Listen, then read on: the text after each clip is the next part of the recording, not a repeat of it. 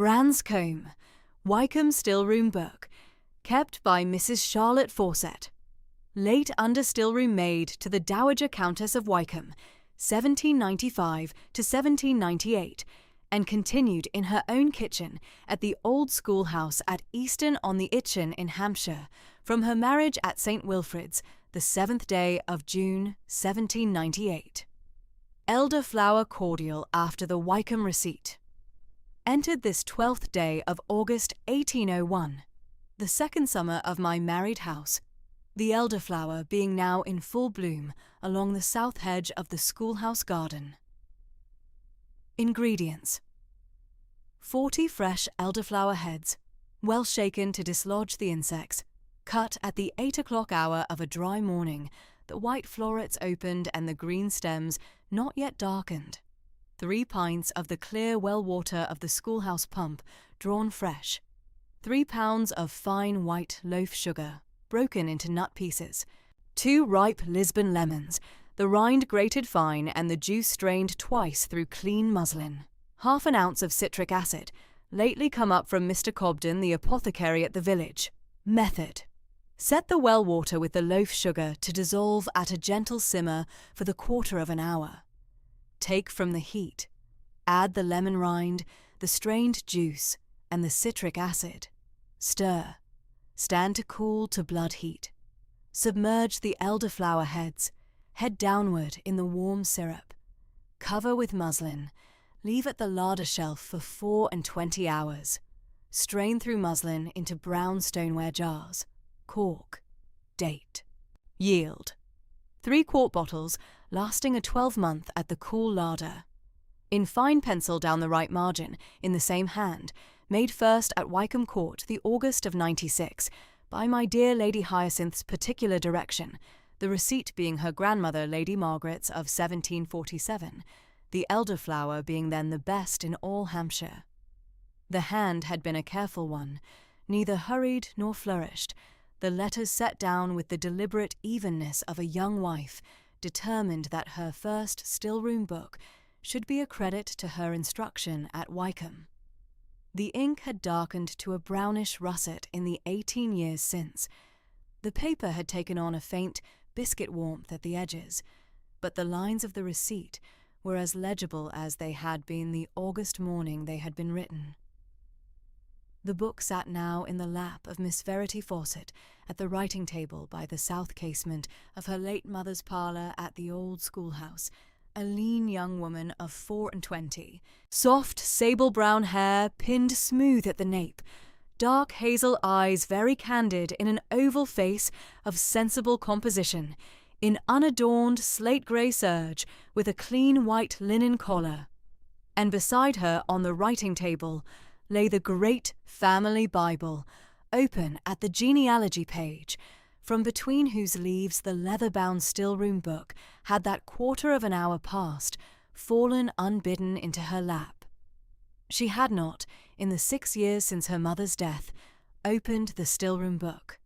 It had been laid between the leaves of the family Bible at the genealogy page by her father in the winter following the burial, when he had been sorting his late wife's effects with the grave silence of a man who could not yet trust himself to speak of her aloud. He had set the book between the genealogy page and the page of Ruth, and he had not afterwards taken it out. After his own death in October of 1817, Verity had not had the heart to take it out either. It had lain there for the better part of a decade. Theophilus Fawcett, her father, had been parish schoolmaster of Easton-on-the-Itchen from the 7th day of June 1798, the day of his marriage to her mother, until his death of a low autumn fever in October of 1817, in Verity's 18th year. The appointment had been made by the late 4th Earl of Wycombe in the spring of 1798, upon the request of the late Dowager Countess Lady Hyacinth, who had said that no parish school in Hampshire should be without a schoolmaster who could teach Latin to the elder boys, and that the position should carry the parish house and a salary of £40 a year. Her father had taught at the old schoolhouse for 19 years. He had been a sensible, mild, judicious man of grave, amiable temper, more learned than the parish had any right to expect, and the elder boys he had sent up to Winchester at the parish charity had been 6 in his time. Her mother, Charlotte Fawcett née Pelham, had been the daughter of a Salisbury bookseller. She had been sent up to Wycombe Court at 15 years old, in the August of 1795, as under-stillroom maid to the Dowager Lady Hyacinth, upon her father's failing eyes and the closing of his shop. She had served 3 years in the stillroom under the Dowager's particular direction, and she had been courted by the parish schoolmaster's young assistant, Theophilus Fawcett, through the spring of 1797, the Dowager looking gently upon the match. They had been married at St. Wilfrid's at Easton-on-the-Itchen on the 7th day of June 1798, the Dowager herself attending the service, and her mother had carried up from Wycombe the leather-bound stillroom book inscribed in pencil on its first leaf in the Dowager's own hand. To my Charlotte upon her marriage, the receipts of Wycombe, 1798. Her mother had died of a winter chill on the 14th day of February 1813, in Verity's 13th year. The fever had taken her in the 4 days following Candlemas, and she had been buried in the south yard of St. Wilfrid's by the Reverend Whittlesey, a gentle Hampshire clergyman with soft white hair, finely thinning beneath his low-crowned hat, gold-rimmed spectacles, sensible grey eyes, in unadorned black cassock, with a white linen surplice on Sundays, who had spoken 3 sentences at the graveside, which Verity had not yet, 6 years later, forgotten. Her father had nursed the school and the evening reading class through the 4 years following with the grave self-command of a man determined that his daughter should not see his grief uncovered. He had himself died of a low autumn fever in October of 1817, in Verity's 18th year, having been confined to his bed for 16 days, and he had been buried beside her mother in the south yard. The parish vestry under the Reverend Whittlesey had met within the fortnight, and had agreed in the unadorned Hampshire fashion that Miss Fawcett should be kept on at the old schoolhouse at the parish rent of £2 a year, and that the evening reading class of the village's 8 elder girls, which her father had begun in 1815, from the parish charity at 15 shillings a quarter, should be hers to continue if she chose. She had chosen. She had kept the 8 elder girls at the reading class on Tuesday and Thursday evenings from 7 o'clock to 9, and she had kept the old schoolhouse, and the south parlour, and the writing table by the south casement, and the rosemary at the south hedge, and the elderflower along it in August, and her mother's parlour clock that struck the half-hours with a thin, silvered note. It was now the 27th day of August 1819, a Friday, 6 years and 6 months since her mother's burial, 1 year and 10 months since her father's. The morning had broken pale gold over the Itchen Valley, the harvest fields east of the lane already cut to stubble, the elderflower along the south hedge of the schoolhouse garden long since gone to its dark berries, the August warmth coming gently through the open south casement with the smell of cut barley and the faint clean dust of the lane. Verity had risen at 6, drawn her well water at the pump, set the kitchen range, breakfasted at 7:30 upon brown bread and a finger of cold ham and the last of her own elderflower of the previous summer in a tumbler of cool well water, and at 8 had taken her usual Friday morning seat at the writing table by the south casement. Friday morning was the half-hour of the family Bible, then the half-finished hem of the christening shift. She had read her customary chapter, the 8th of the Epistle to the Romans, the prescribed reading for the week, and she had laid the great Bible open on the writing table at the genealogy page, where her mother's entry stood in her father's hand. Charlotte Fawcett, beloved wife of Theophilus Fawcett, born at Salisbury the 3rd of November 1780, married at St. Wilfrid's the 7th of June 1798, died at the old schoolhouse the 14th of February 1813 in her 33rd year. May light, perpetual shine upon her.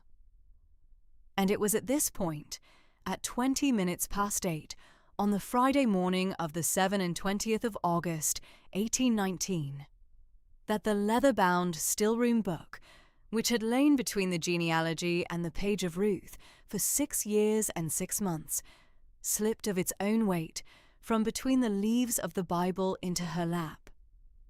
She had not been able, for the better part of a minute, to take it up.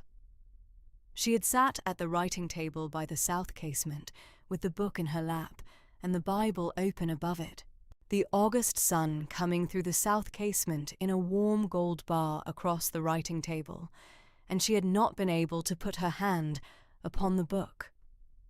When she had at last taken it up, she had taken it gently, with both hands, and had opened it at the first leaf, where her late mother's pencil inscription stood in the dowager's hand.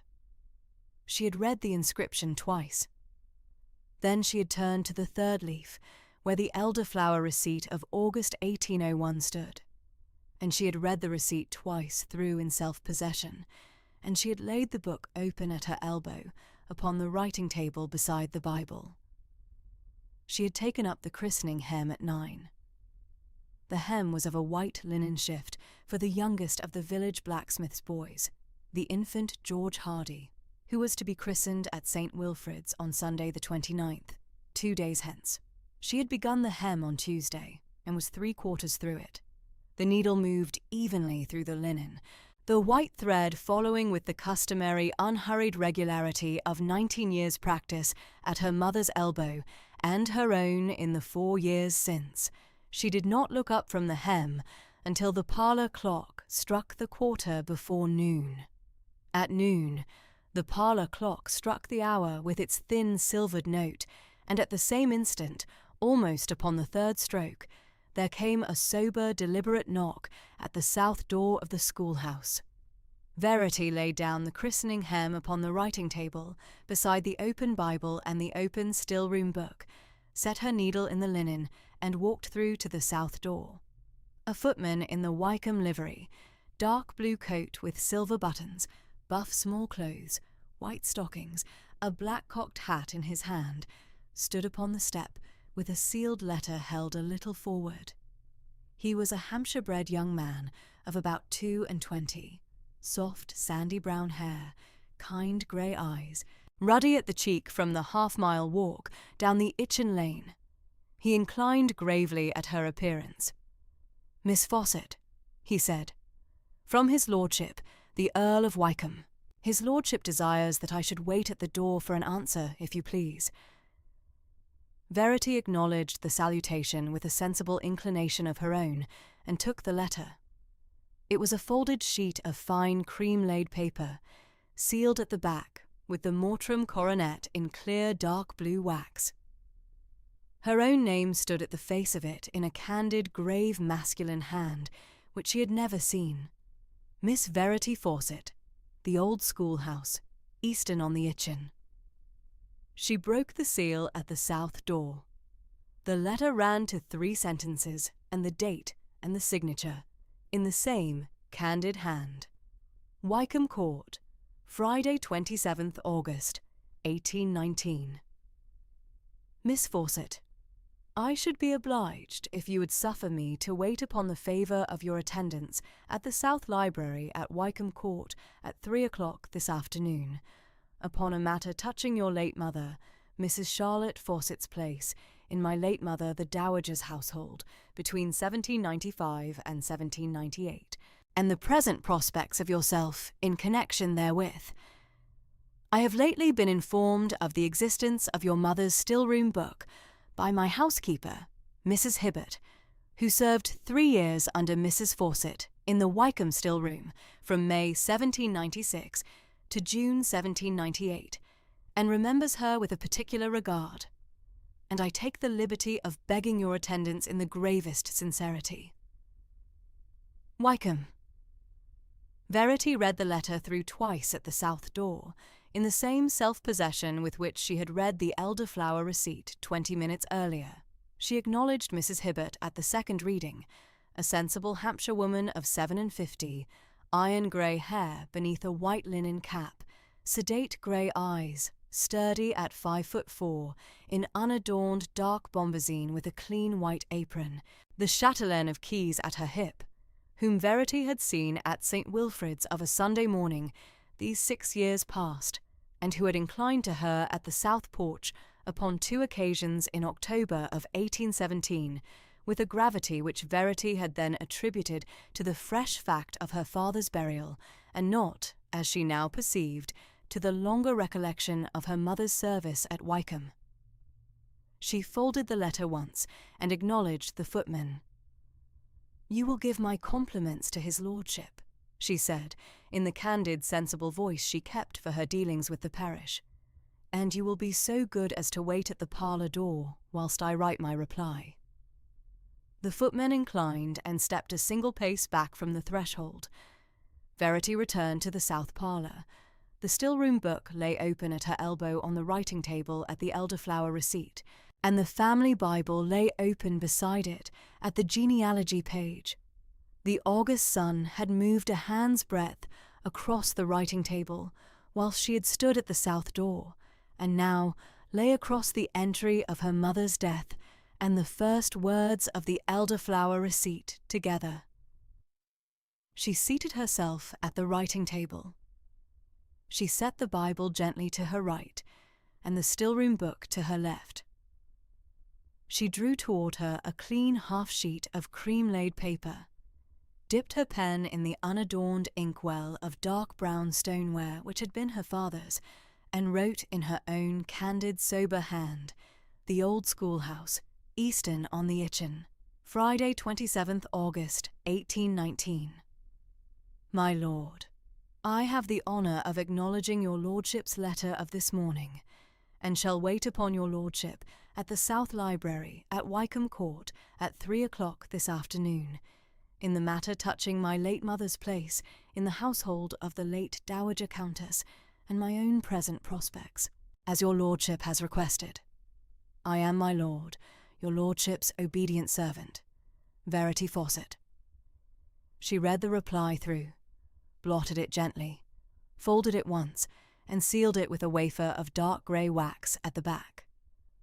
She wrote upon the face, "To the Right Honourable the Earl of Wycombe, Wycombe Court." She carried it through to the south door, and gave it to the waiting footman, who inclined again and turned at once up the Itchen Lane towards Wycombe at a sober walking pace, the mortram coronet on his black cocked hat catching the August light as he passed the rosemary at the south hedge.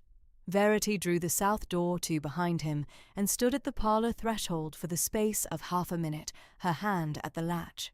The half-finished christening hem lay upon the writing-table beside the open Bible and the open still-room book. The parlour clock struck the 1/4 noon with its thin silvered note. She returned to the writing-table, took up the hem, and set 6 further stitches into the white linen in the customary unhurried evenness of her usual Friday morning. Then she laid the hem down a second time, took up the still-room book in both hands, and read the Elderflower receipt through once more, slowly, this time, with grave attention to the marginal note in the fine pencil down the right side of the page. Made first at Wycombe Court, the August of '96, by my dear Lady Hyacinth's particular direction. Her mother had been 16 years old in the August of 1796, and had been a year at Wycombe. Mrs. Hibbert had been 34, and had been 3 months in the still room under her mother's elbow. The Dowager Lady Hyacinth had been 54, and the present Earl of Wycombe, whom Verity had never met, would have been a boy of 12.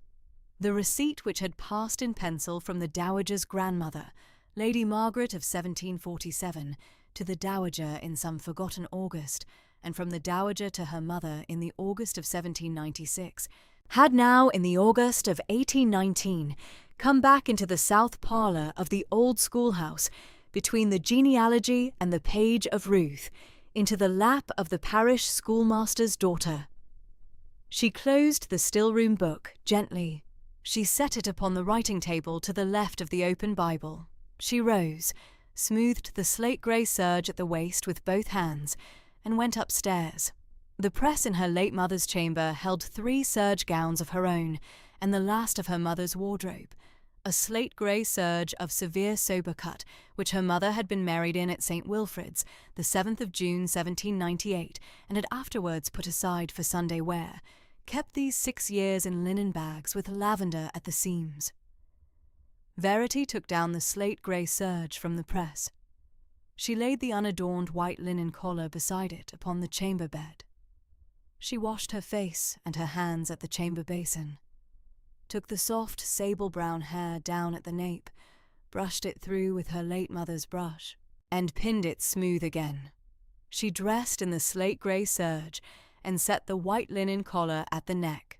She took the small leather-bound Stillroom book up from the writing table in the south parlour and laid it carefully in a clean linen satchel at her elbow, the great family Bible folded in a clean napkin beside it. At 2:30 by the parlour clock, she drew the south door of the old schoolhouse to behind her, set the latch, took the satchel at her elbow, and walked out at the south gate into the Itchen Lane. The lane ran north between the harvest stubble and the south hedge of the schoolhouse garden, then up the gentle rise of 1/2 mile to the south gate of Wycombe Court at the head of the Itchen Valley. The August afternoon was warm, clear, and pale blue. The harvest fields east of the lane already cut to stubble, the cut barley smelling sweet in the sun. The rosemary at the south hedge gave off its mild, grave fragrance as she passed it, and the late white roses at the cottage of old Mrs. Druett at the bend in the lane were full open.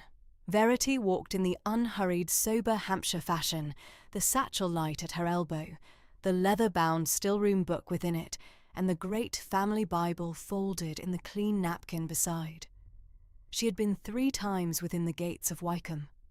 Twice as a girl of 7 and 9 in her mother's hand at the housekeeper's parlour upon a Christmas errand of preserves, and once at 12 with her father at the funeral of the late 4th Earl in the November of 1808. She had seen the south front from the upper field of the parish glebe on Sunday walks with her father, the warm, honey-coloured Hampshire stone catching the late light. She had not, in the 6 years since her mother's death, supposed her own feet would be set within the gates again. The 5th Earl she had never met. She had heard from the Reverend Whittlesey at the south porch, a year past, that his lordship had lately lost the Countess, his wife, Lady Cordelia, in childbed at Wycombe in the March of 1817, the infant lost with her. That his lordship had since the bereavement kept very much at Wycombe with the surviving daughter Miss Eleanora Mortram, now a child of 8, and that the gentleman was sensible, grave, sincere, and just, a master who paid his people upon the customary day, and a father who walked his daughter himself down the lane of a Sunday morning. Verity had taken in the 3 sentences with the candid gravity she gave to all that the gentleman told her of the parish, and she had not afterwards had occasion to think upon them until this morning. She walked the 1/2 mile up the Itchen Lane in the warm, clear August light, the parish clock at St. Wilfrid's striking the 3rd quarter past 2 behind her as she came to the bend at old Mrs. Druett's cottage. The south wall of the Wycombe Park rose ahead at the head of the lane, the gate piers of warm, honey-coloured Hampshire stone showing through the elms, and beyond them the long south front of the great house lay open under the August sky. At 2:30 by the schoolhouse clock, Verity drew the door to behind her, set the latch, and stepped out into the Itchen Lane with the linen satchel at her elbow. The leather-bound Stillroom book lay within, and beside it the family Bible from the parlour writing table, wrapped against the dust of the road in a square of the same clean white linen her late mother had once kept folded in the press for the covering of bread. The afternoon was warm and clear. A pale blue August sky stretched cloudless from the chalk ridge above Easton across the whole expanse of the Itchen Valley. and the harvest fields east of the lane lay pale gold to the noonday cut. The late stooks set up in their accustomed rows at the headlands, the gleaners having gone home an hour since for their dinners.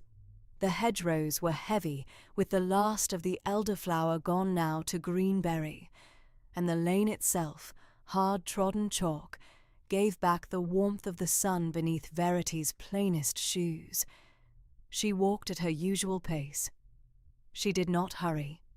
The half-mile up from the schoolhouse to the south gate of Wycombe Court she had known since she was a child of 3 at her mother's hand, when Mrs. Fawcett had walked her up by the Tuesday gleaning track to the kitchen garden door for the Dowager's 12 o'clock Tuesday airing of the Stillroom, and Verity, a little girl of 3 in a pinafore of her mother's own hemming, had stood beside her mother's skirts and watched the brown stoneware jars of cordial set out in their habitual rows along the cool larder shelf for the labelling. She had walked the lane in every season of the year. She had walked it in the April mornings of her 9th year, when her father had taken her by the hand up to the parish boundary to point out the new hawthorn on the south hedge, and she had walked it in the December of her 13th year, when the snow lay 6 inches at the verges, and her father had carried her late mother's prayer book home from the village apothecary's wife, wrapped in his own muffler. She had walked it on the November afternoon of her father's burying. She had walked it on the September Sunday she had taken up the evening reading class. The lane was familiar to her as the threshold of her own door, and the warmth of the August chalk under her shoes spoke to her of the sober succession of those years. A linnet rose from the hawthorn at her right. A pair of pied wagtails ran along the verge ahead of her and lifted at the stile. From the upper meadow, east of the lane, the sound of a sickle-stone came faintly down on the still afternoon air, where the last labourer at Pendle Farm was sharpening his blade for the afternoon's cut of the last barley acre at the head of the upper field. Verity passed the elder bush at the half-mile post, the very bush she was sensible from which her late mother had taken the heads for the second receipt of August 1801. The bush being a little nearer the schoolhouse than the south hedge of the kitchen garden, and a little sweeter to her hand for that nearness. The lane lifted gently at the half-mile post and turned eastward through a thinning of the beech to the open meadow above. From the high stile by the third oak, Wycombe Court came into view at last.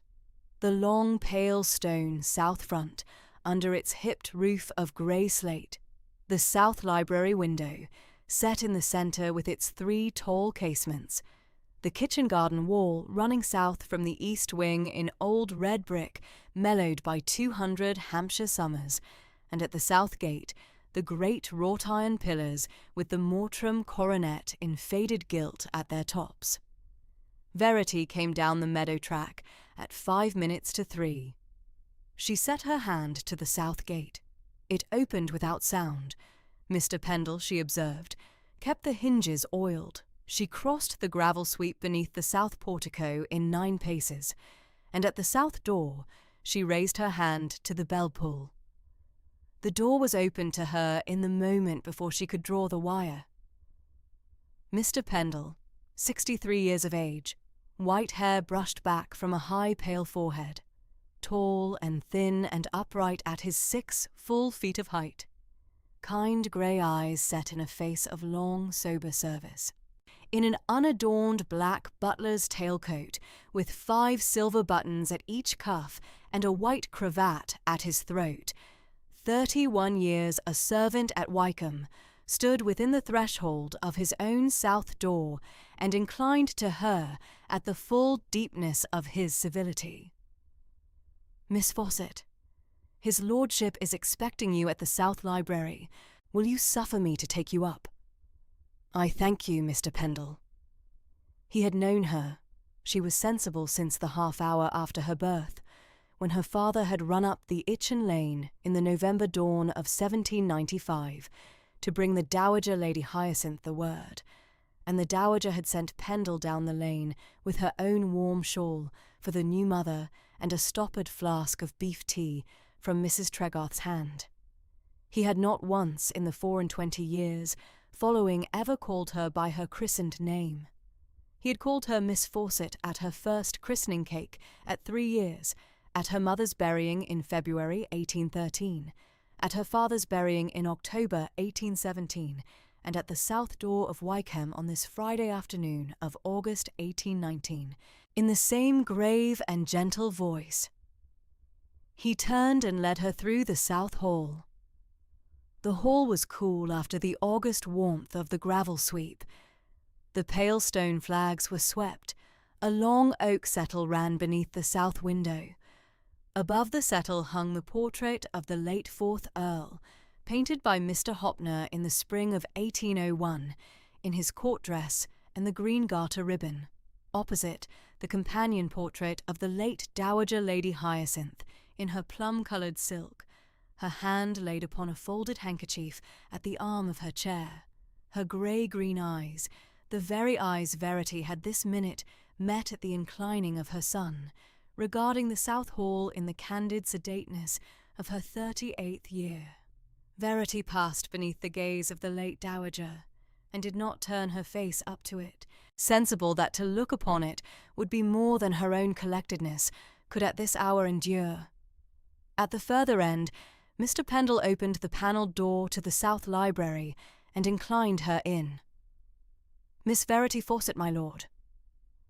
The 5th Earl of Wycombe, Lord Lionel Mortram, 35 years of age, tall and lean at 6 feet and an inch, his dark walnut hair just brushing the collar of his coat with 2 threads of silver above the right temple, his deliberate grey-green eyes turned now from the south casement to the door, his candid grave mouth softened only by the courtesy of the moment, faintly tanned about the brow from a summer's estate work in the high pastures above the Itchen, turned from the south window at his name and inclined to her where she stood.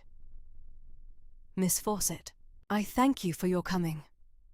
He was in a sober dark coat of fine dark grey superfine, an unadorned white cravat, a buff waistcoat. He had not dressed for ceremony. He had dressed, Verity perceived, for the gravity of what he had to say. Mr. Pendle withdrew, drew the door to behind him, and they were alone at the South Library. The room was the room she had not entered since the November afternoon of her 9th year, when her father had been called up to consult with the late 4th Earl upon the matter of the parish school's new slate board. She had sat then upon the long oak settle in the south hall, while her father had been within for the half-hour. She had not been within the South Library itself. Yet the room was much as she had supposed it to be. Pale stone walls panelled to the ceiling cornice in dark oak. The south casements set in their 3 tall recesses with cushioned window-seats beneath. The writing-table at the centre casement with its green-tooled leather top. 2 chairs drawn to either side. The long shelves of the late 4th Earl's library running east and west between the casements, the brown calf and gilded morocco of the 8,000 volumes catching the warm August light at their 4 edges, and at the south chimney-piece the candid grave white marble bust of the 3rd Earl by Mr. Nollekens. "My lord." Lionel set his hand to the back of the chair beside the writing-table at the south casement. "Will you be seated?" She crossed the carpet and took the chair. He drew the chair opposite and sat at the writing-table at 3 feet of her, his hands folded upon the green-tooled leather of the tabletop, his grey-green eyes resting upon her own with an undisturbed and sober regard. He did not begin at once. He waited until she had set the linen satchel upon the carpet at her foot, until her hands had folded in her lap, until she was settled and at ease, and looking up to him in the candid attention of her hazel eyes. "Miss Fawcett, I have asked you up to Wycombe this afternoon, upon a matter which concerns the name your late mother bore in this house, and which concerns also your own present prospects. I shall be candid. I shall ask of you no more than the hearing of what I have to say, and I shall be sensible of whatever answer you may be pleased to give." "I shall hear you, my lord." He inclined. In the final week of October in the year 1813, when my late mother, the Dowager Countess of Wykeham, lay at her last illness in the Rose bedroom upstairs, she had occasion to speak of 3 persons of her household whose names she wished me to remember. The third of those 3 names was the name of Mrs. Charlotte Fawcett of the schoolhouse. Your mother. Verity did not move. She regarded him with the candid attention of one who has been sensible these 6 years of having no notion of any such speech. My mother said 3 sentences. She said, first, that Mrs. Charlotte Fawcett had been the finest under-still-room maid that Wykeham had ever known in her own memory of the house, and that she had grieved at her marrying out in 1798, and had grieved again at her death in the February of 1813. She said, second, that the receipts which she had given to your mother upon her marriage out of this house, the receipts now bound in the small leather book in your satchel at your foot, were one day to come back to Wykeham, when her own daughter was come of an age to bring them, and she said this in the sober and decided voice she kept for her serious dispositions. She said, third, that the daughter herself, should she ever in the course of her own life come to stand in need, was to be received again at Wykeham in her mother's place, and at no less wage than the wage her mother had drawn at this house in the year of her marriage. He paused. He did not press. He suffered the speech to rest in the room between them. Verity was sensible of the warmth in her cheek. She was sensible also of the gravity of what he had said, and of the kindness, and of the fact that her late mother's name had lived at Wykeham these 6 years, and she had not, in all that time, supposed it. My lord, she returned after a thoughtful pause, I had no notice of the dowager's wish. I am sensible of it. I shall be very candid with your lordship. I had not supposed my mother's name to have been kept in this house. I had been, these 6 years, sensible of my own obligation to her memory, and to the receipts which I have kept by me at her writing desk, but I had not known her to have been remembered here. She was remembered. She is remembered. Verity lowered her eyes a moment to the green-tooled leather between them. The dowager's voice in the Rose bedroom of October 1813, the voice of a lady at her last week of life, sensible and sober and candid, was speaking now, through her son at his writing table, of the late Mrs. Charlotte Fawcett of the schoolhouse, who in October 1813 had been 8 months dead, and whom no other lady of the parish had ever named again. Verity was sensible of the warmth at her eyes. She did not yield to it. She suffered it to pass, in the unhurried unstirring of her own settled habit, and when she raised her hazel eyes again to the gentleman across the table, they were candid and undisturbed. I thank you for your speaking of it, my lord. Lionel inclined. There is more, Miss Fawcett. I shall now make to you the offer my mother had it in her mind to make when the time was come, and which I have it now in my own honour to make in her place. Will you hear it? I shall hear it, my lord. He spoke deliberately. I have an only living daughter, the Honourable Eleanora Mortram, who is 8 years of age this midsummer. She has been 4 years without her mother. She is at present at the morning instruction of the curate Mr. Brockley for an hour, 3 days a week, in her Latin and her sums, and at the dancing master Mr. Hervey at the village on a Thursday afternoon for her quadrille. Her other hours have been at the care of Mrs. Hibbert, my housekeeper, and of myself, as we have been able to give them. She stands in need of a gentlewoman of sensible character and judicious habit, to take her morning lessons in their general direction, to take the management of the household still-room and the receipts, and to be at her side, in the office of housekeeper companion, on 3 days of the week. The offer is this. Will you accept the office of housekeeper companion to Miss Eleanora at £50 a year, and your keep on the 3 days you are at Wycombe, under the chaperonage at all hours of Mrs. Hibbert, my housekeeper, the 3 days being Monday, Wednesday and Friday, from 10 o'clock in the morning until 5 in the afternoon, the other 4 days of the week at your own use at the old schoolhouse at Easton-on-the-Itchen, the schoolhouse continued to you at the parish rent of £2 the year, the parish vestry having given me their willing assent at my speaking to the Reverend Whittlesey upon the matter this Tuesday morning past. He paused. He set his hands once more upon the green leather. That is the whole of the offer, Miss Fawcett. I shall be sensible of whatever you may be pleased to answer. Verity sat a moment in the unbroken attention of her own thought. The pale blue August light fell at the south casement upon the green-tooled leather of the writing-table and upon the candid grey-green regard of the gentleman opposite her. She heard at the far end of the hall the long oak clock strike the 3:15. She raised her eyes. "My lord, will you suffer me a single question before I answer?" "I shall. Does Miss Eleanora know of the offer your lordship has been pleased to make to me?" "She knows." "And is she sensible?" "She is sensible." Verity inclined. "I thank you, my lord." Lionel turned his head a degree to the door. "Then, with your leave, I shall ask Mrs. Hibbert to bring her in. She has been at the south morning-room these 40 minutes in the hope that I should send for her." "Of your goodness, my lord." He rose, crossed to the bell-pull at the south chimney-piece, and drew it once. In the moment of waiting, he did not return to the writing-table. He stood at the south window, his hand at his back, his deliberate eyes turned out upon the kitchen-garden wall in the pale blue light. Verity, in the chair, observed him in the gracious sedateness of one who had been 4 years a widower and a father, and was sensible of the difficulty of what he had done this afternoon, and was sensible also of having done it well.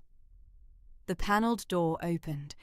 Mrs. Hibbert came in at her habitual measured tread, and at her hand walked the Honourable Eleanora Mortram, soft chestnut-brown hair plaited at the back in a thick braid tied with a sage-green ribbon, candid dark-blue eyes, very wide above an earnest, amiable mouth, in a morning frock of lavender and cream, sprigged muslin with a white sash at the waist.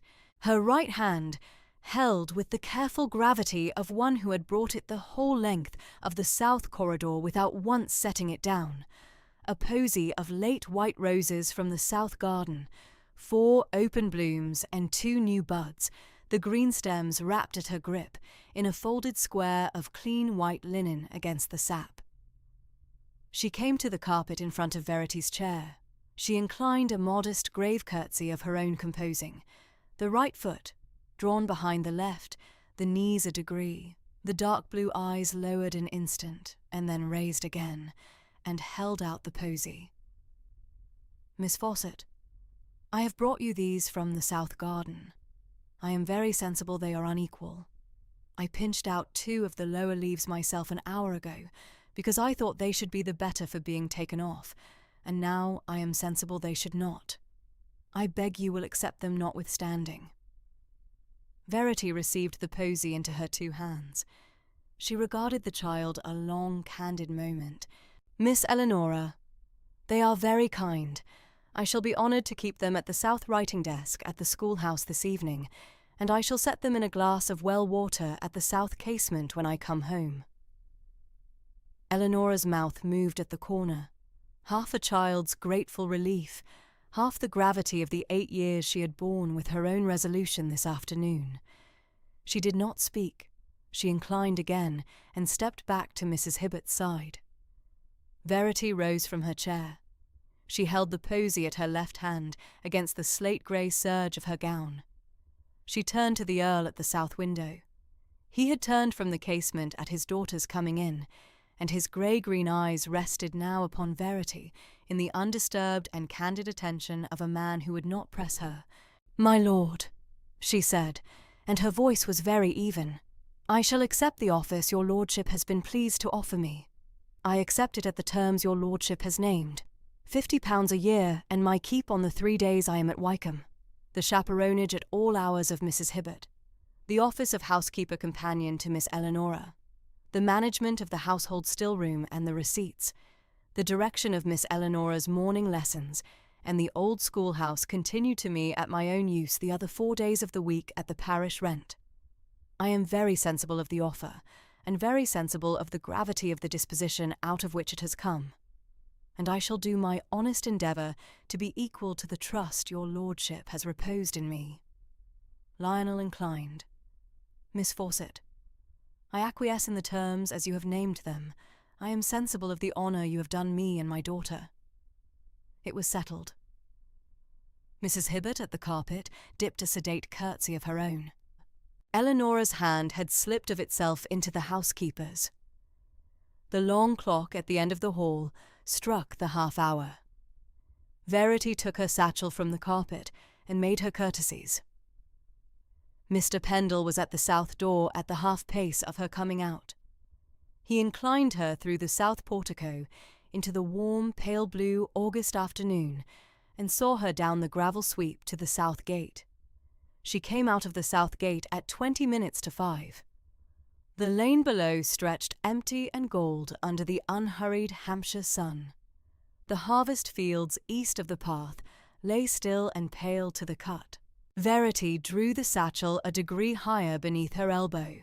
The leather-bound still-room book settled within it, and the posy of late white roses cradled at her left hand against the linen, and walked the half-mile back down the Itchen lane to Easton in the warm, gracious light, sensible at every step that on Monday morning, the 30th of August, at 10 o'clock, by the south door of Wycombe Court, she was to come up this lane again, with the leather-bound still-room book in her satchel, and her late mother's name, now lifted from 6 years of silence into the candid daily speech of the great house, to begin. Monday the 30th of August, 1819, came in upon Easton on the Itchen, with a high pale blue Hampshire sky, and a warm wind moving in the willows along the river.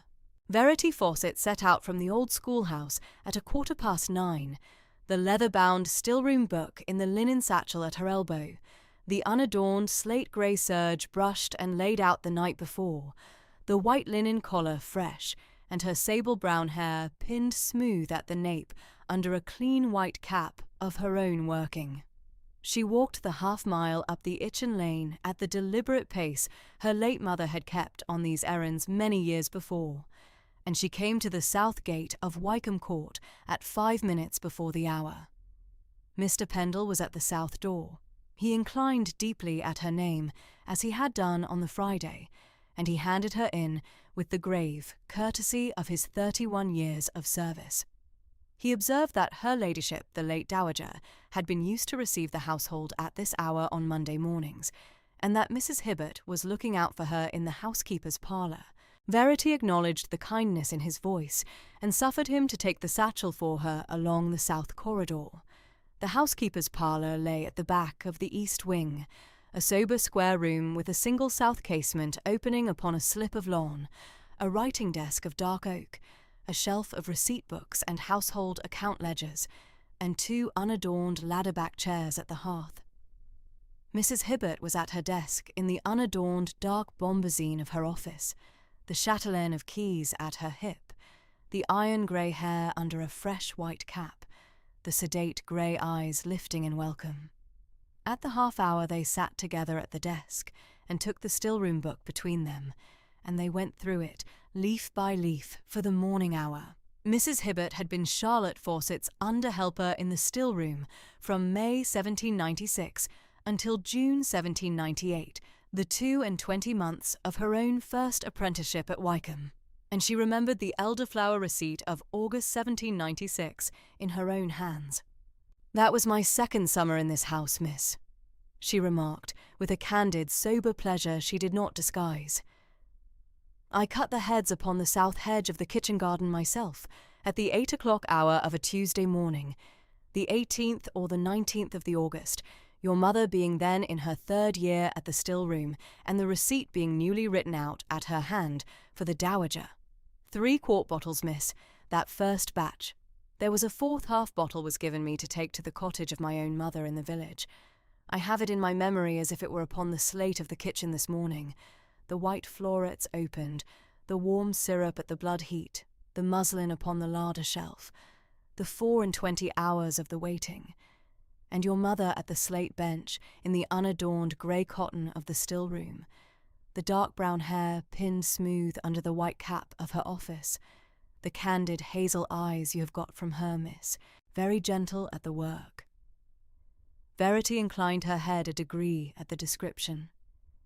She had been but 13 when her mother had been taken from her, and the recollection of her mother at the work of her own kitchen at the old schoolhouse was the dearer at her heart for being but a recollection. To find her mother set into Mrs. Hibbert's memory at the slate bench of Wycombe in the gentle, judicious aspect of her young womanhood was a kindness she had not foreseen at the appointment of Friday, and she suffered the feeling without observation. Verity inclined her head over the page. Her mother's hand stood there, the careful smaller round hand of her 17th year, the August date in unfaded ink. She suffered Mrs. Hibbert to turn the leaf and to turn the next, and to remark on the receipts she had set out herself under Charlotte Farsett's direction. The damson cheese of October 1796, the red currant ratafia of June 1797, the rose petal conserve of midsummer 1798, made the week before her mother had quitted Wycombe for the schoolhouse.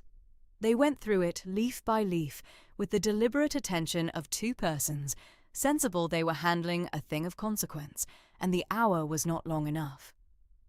At 11:30, Mrs. Hibbert took up the satchel and walked Verity to the north schoolroom at the head of the back stair.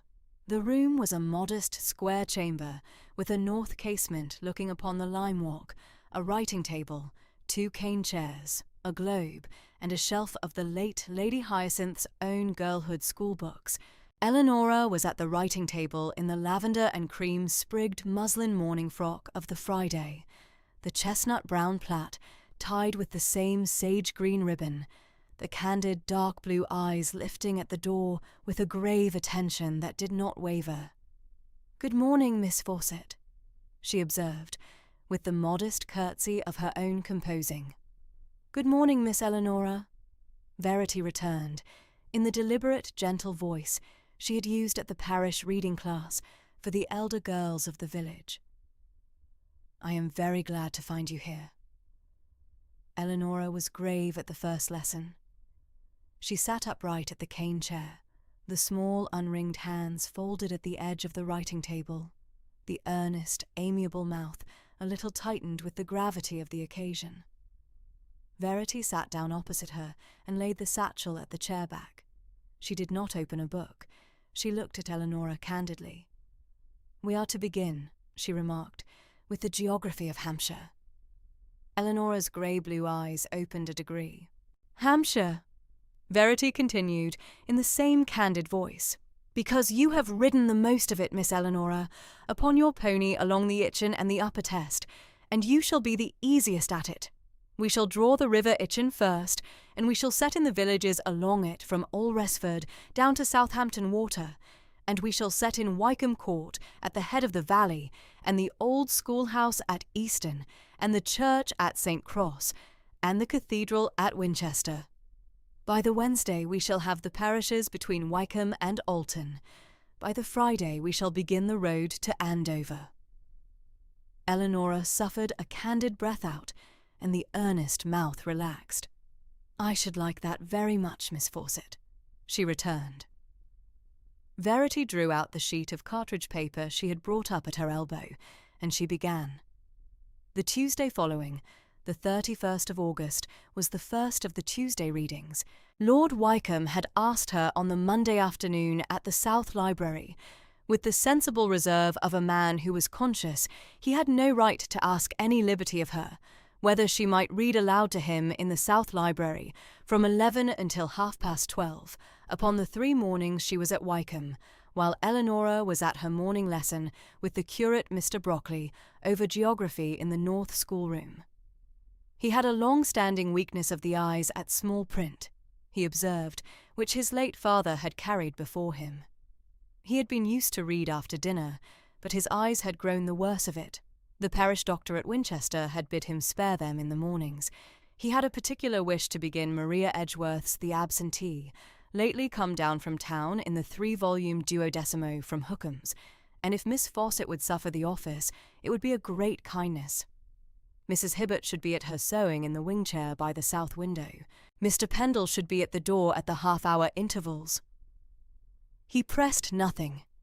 He had named the chaperonage candidly before he had named the request. Verity, after a deliberate pause, acceded. She named her own terms back. The reading was to be of his own choosing, from the 3-volume 12mo at the table. The hour was to be 11 to 12:30 precisely. Mrs. Hibbert was to be in the room throughout. The door was to be open. Lord Wycombe acquiesced in turn, with the grave courtesy of the Friday. On the Wednesday, the 1st of September, she read at the South Library in this fashion for the first hour of her established office. Mrs. Hibbert at her sewing in the wing-chair by the south window, the iron-grey head bent upon a hem of fine cambric, the sedate grey eyes lifting at each new chapter. Mr. Pendle at the door at the half-hour intervals, white head inclining at the slip of the long case clock.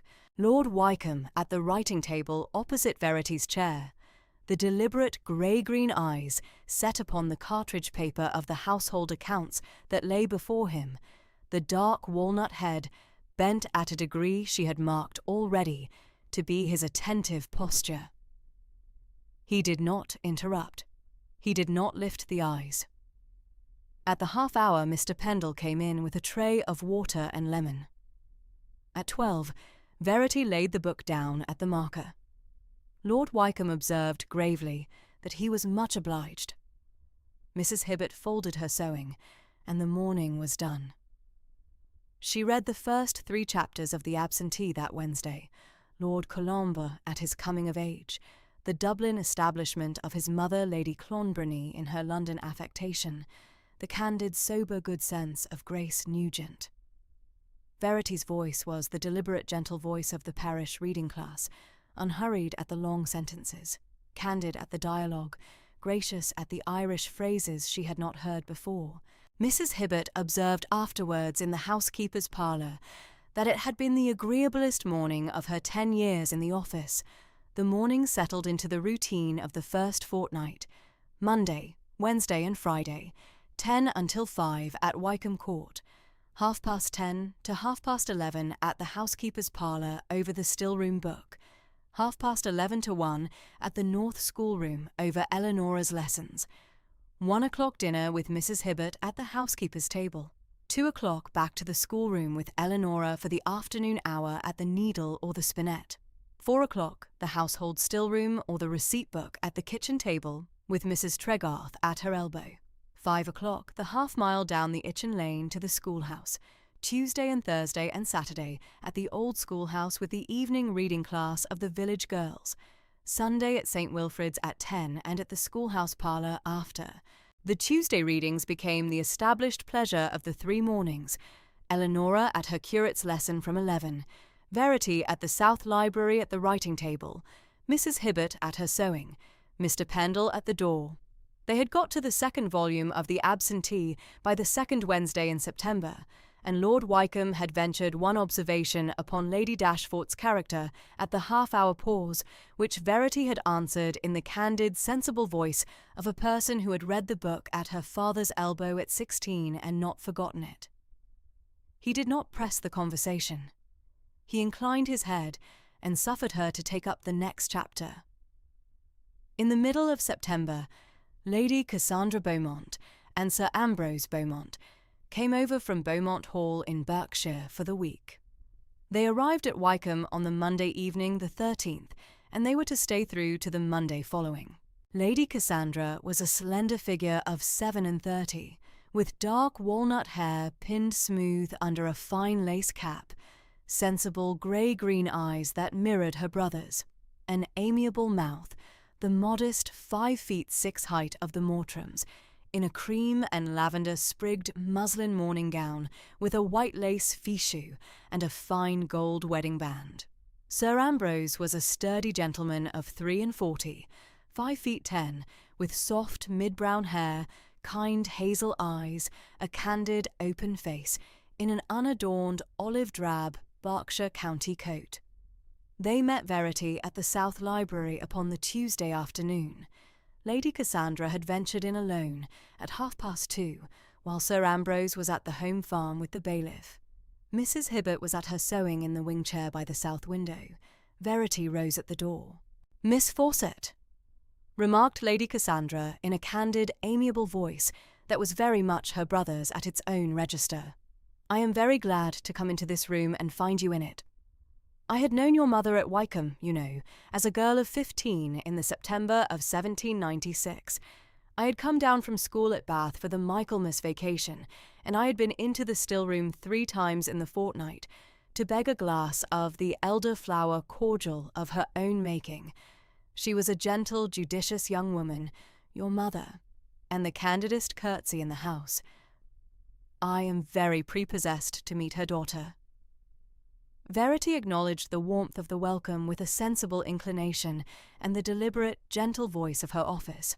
They sat together at the south window for the half-hour, and Lady Cassandra remarked on the elderflower of 96 with the same candid pleasure Mrs. Hibbert had shown at the receipt page, and she observed that the Dowager Lady Hyacinth had spoken of Mrs. Fawcett upon her own last week in October of 13 in a sentence she had not forgotten. Verity suffered the warmth of it without disturbance. "My mother had a particular regard for your mother, Miss Fawcett," Lady Cassandra continued, after a deliberate pause, in which she set her hands together at her muslin lap. "She said upon that last week, I was at her side, you must understand, with Lionel come down from town, that Charlotte Pelham had been the most judicious young person ever sent up to her still-room, that the receipt-book in her hand had been a gift she had given gladly upon Charlotte's marriage at St. Wilfrid's, and that should the daughter of that marriage ever stand in any need, the Wycombe household was to receive her in her mother's place. It was the candid, sober disposition of a great kindness, Miss Fawcett. My brother has not forgotten it, and I have not. I am very gratified to see the disposition come about at last." Verity acknowledged the kindness with a deliberate inclination of her head, and did not, at the moment, venture any reply beyond the gentle gravity of her eyes.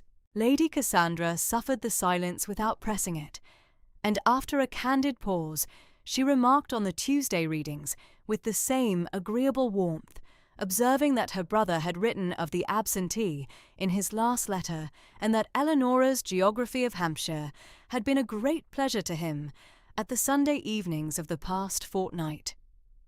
Sir Ambrose came in at 3 with his brother-in-law. He inclined his sturdy figure at Verity's name, and observed, with the candid, frank ease of his sort, that he had heard a great deal of the Tuesday readings from his wife's letters, and had hoped the absentee would be at the 3rd volume by the Saturday. Verity acquiesced gravely. It would be.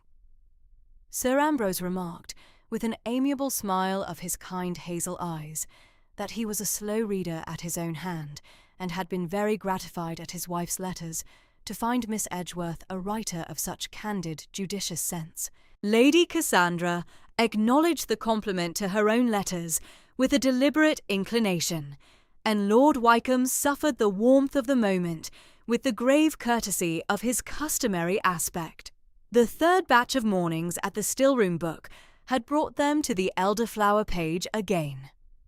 On the Friday the 24th of September, after the half-hour at the receipt page, Verity and Mrs. Hibbert went down to the still-room together at the back of the kitchen court, and they made the first batch of elderflower cordial in the Wycombe still-room since 1812, Mrs. Hibbert at the well-water and the loaf-sugar at the gentle simmer, Verity at the lemon rind and the strained juice and the citric acid, the 40 fresh heads laid head downward in the warm syrup upon the slate at 4 o'clock and covered with the muslin for the 24 hours. 3 quart bottles, dated, corked, set at the cool larder shelf upon the Saturday morning. Mrs. Hibbert observed, in a candid, sober voice, that it was the agreeablest afternoon she had spent at Wycombe in 7 years. That afternoon, Mrs. Tregarth came up to the South Library at 3:30 with the tea tray, as she had done upon the 3 afternoons of the week through the month.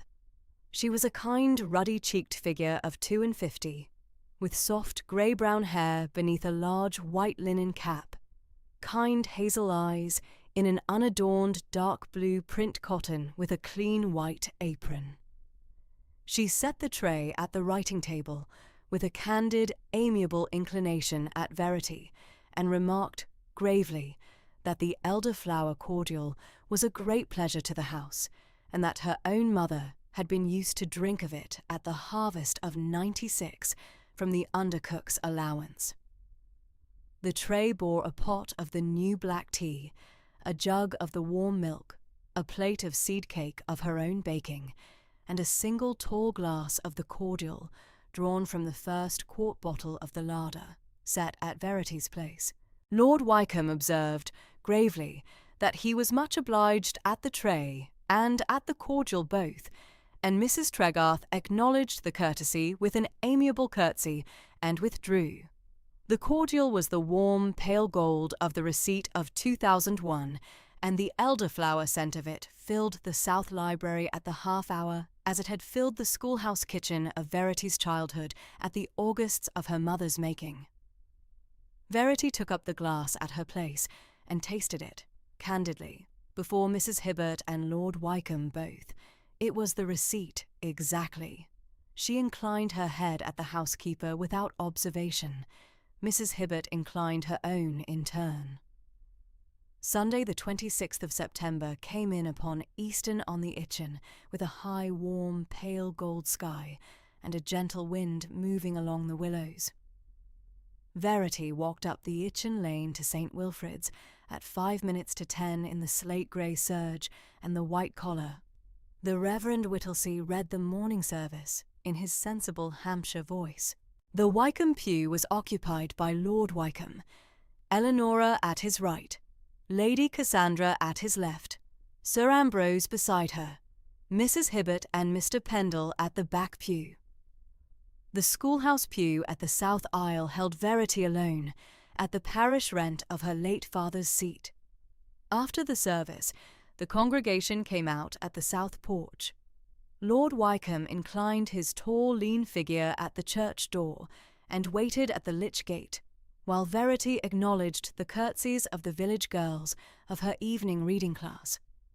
When the last had gone by, he came up at her elbow with the grave courtesy of the Friday, and he ventured, candidly, that he should walk her back along the Itchen Lane to the old schoolhouse, if she would permit it.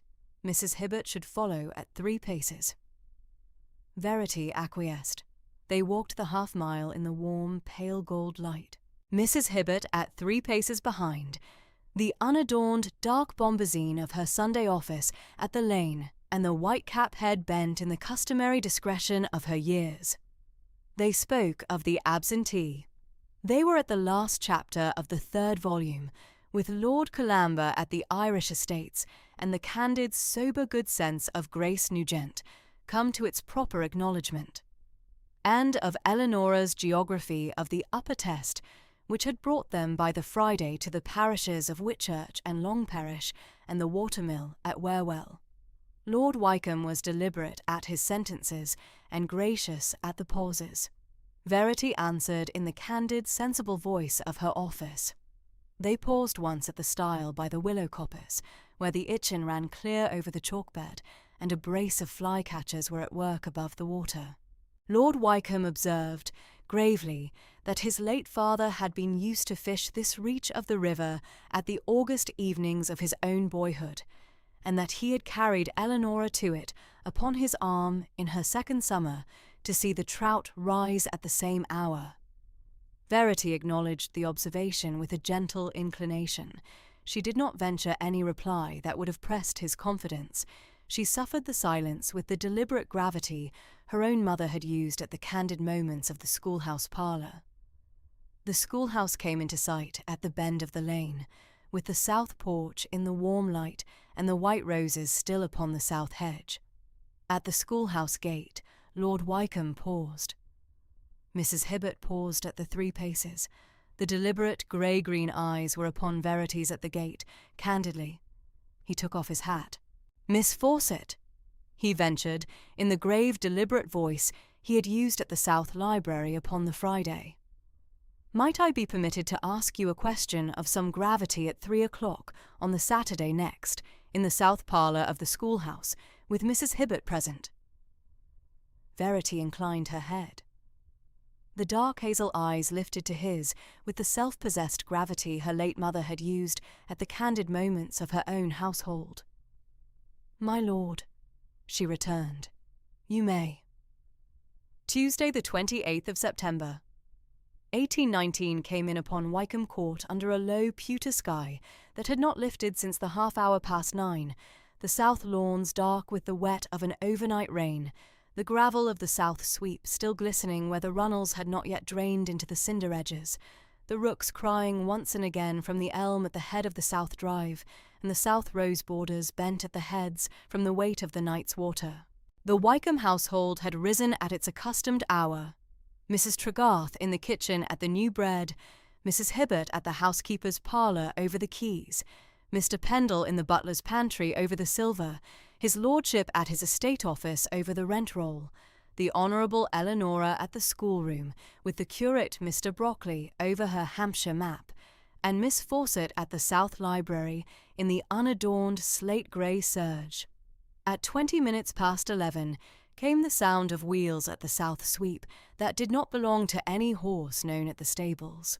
Mr. Pendle, at the south door in his unadorned black butler's tailcoat with the silver buttons, observed the hired post-chaise come up the drive at an indifferent pace, the off-leader lathered at the breeching, the postilion, a stranger to him, in a soiled brown jacket that had been let out at the seams, the chaise itself, a worn yellow-bodied vehicle of the second-rank class, hired out from a Holborn inn-yard at 3 guineas the day, and the single occupant within the chaise window, leaning forward to take in the south front of the house with the air of a man computing an inheritance. The gentleman who alighted at the south sweep was florid at the cheek, with gingery thinning hair carefully oiled forward over a high forehead, and the sallow colour at the nose, broken by the fine veins of a long residence at the table. His sandy yellow waistcoat had been a fine garment in some other season, and bore now a faint discoloration at the left front, below the watch-chain. A quizzing-glass swung at a black silk ribbon at his neck. He wore a dark, bottle-green wool tailcoat with worn gilt buttons, buff pantaloons that had been let down at the boot-tops, and top boots with brass tassels which had been polished that morning at a London inn-yard by a boy of 14 for 6pence. He gave his card to Mr. Pendle at the south door, with the air of one who expected the card to procure him the freedom of the house, and asked for the 5th Earl of Wycombe, by his title and by his Christian name, in the same breath. Sir Roderick Stanwick. Mr. Pendle returned, having read the card without expression.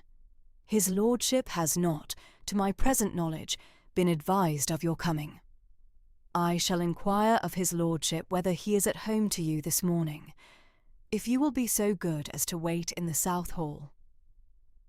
Sir Roderick remarked that he had come down by hired chaise from town upon a matter of family concern that would not, he was sure, suffer the door to be closed against him, that he carried a letter from a Gray's Inn solicitor which his lordship would be obliged to receive, and that he was sensible.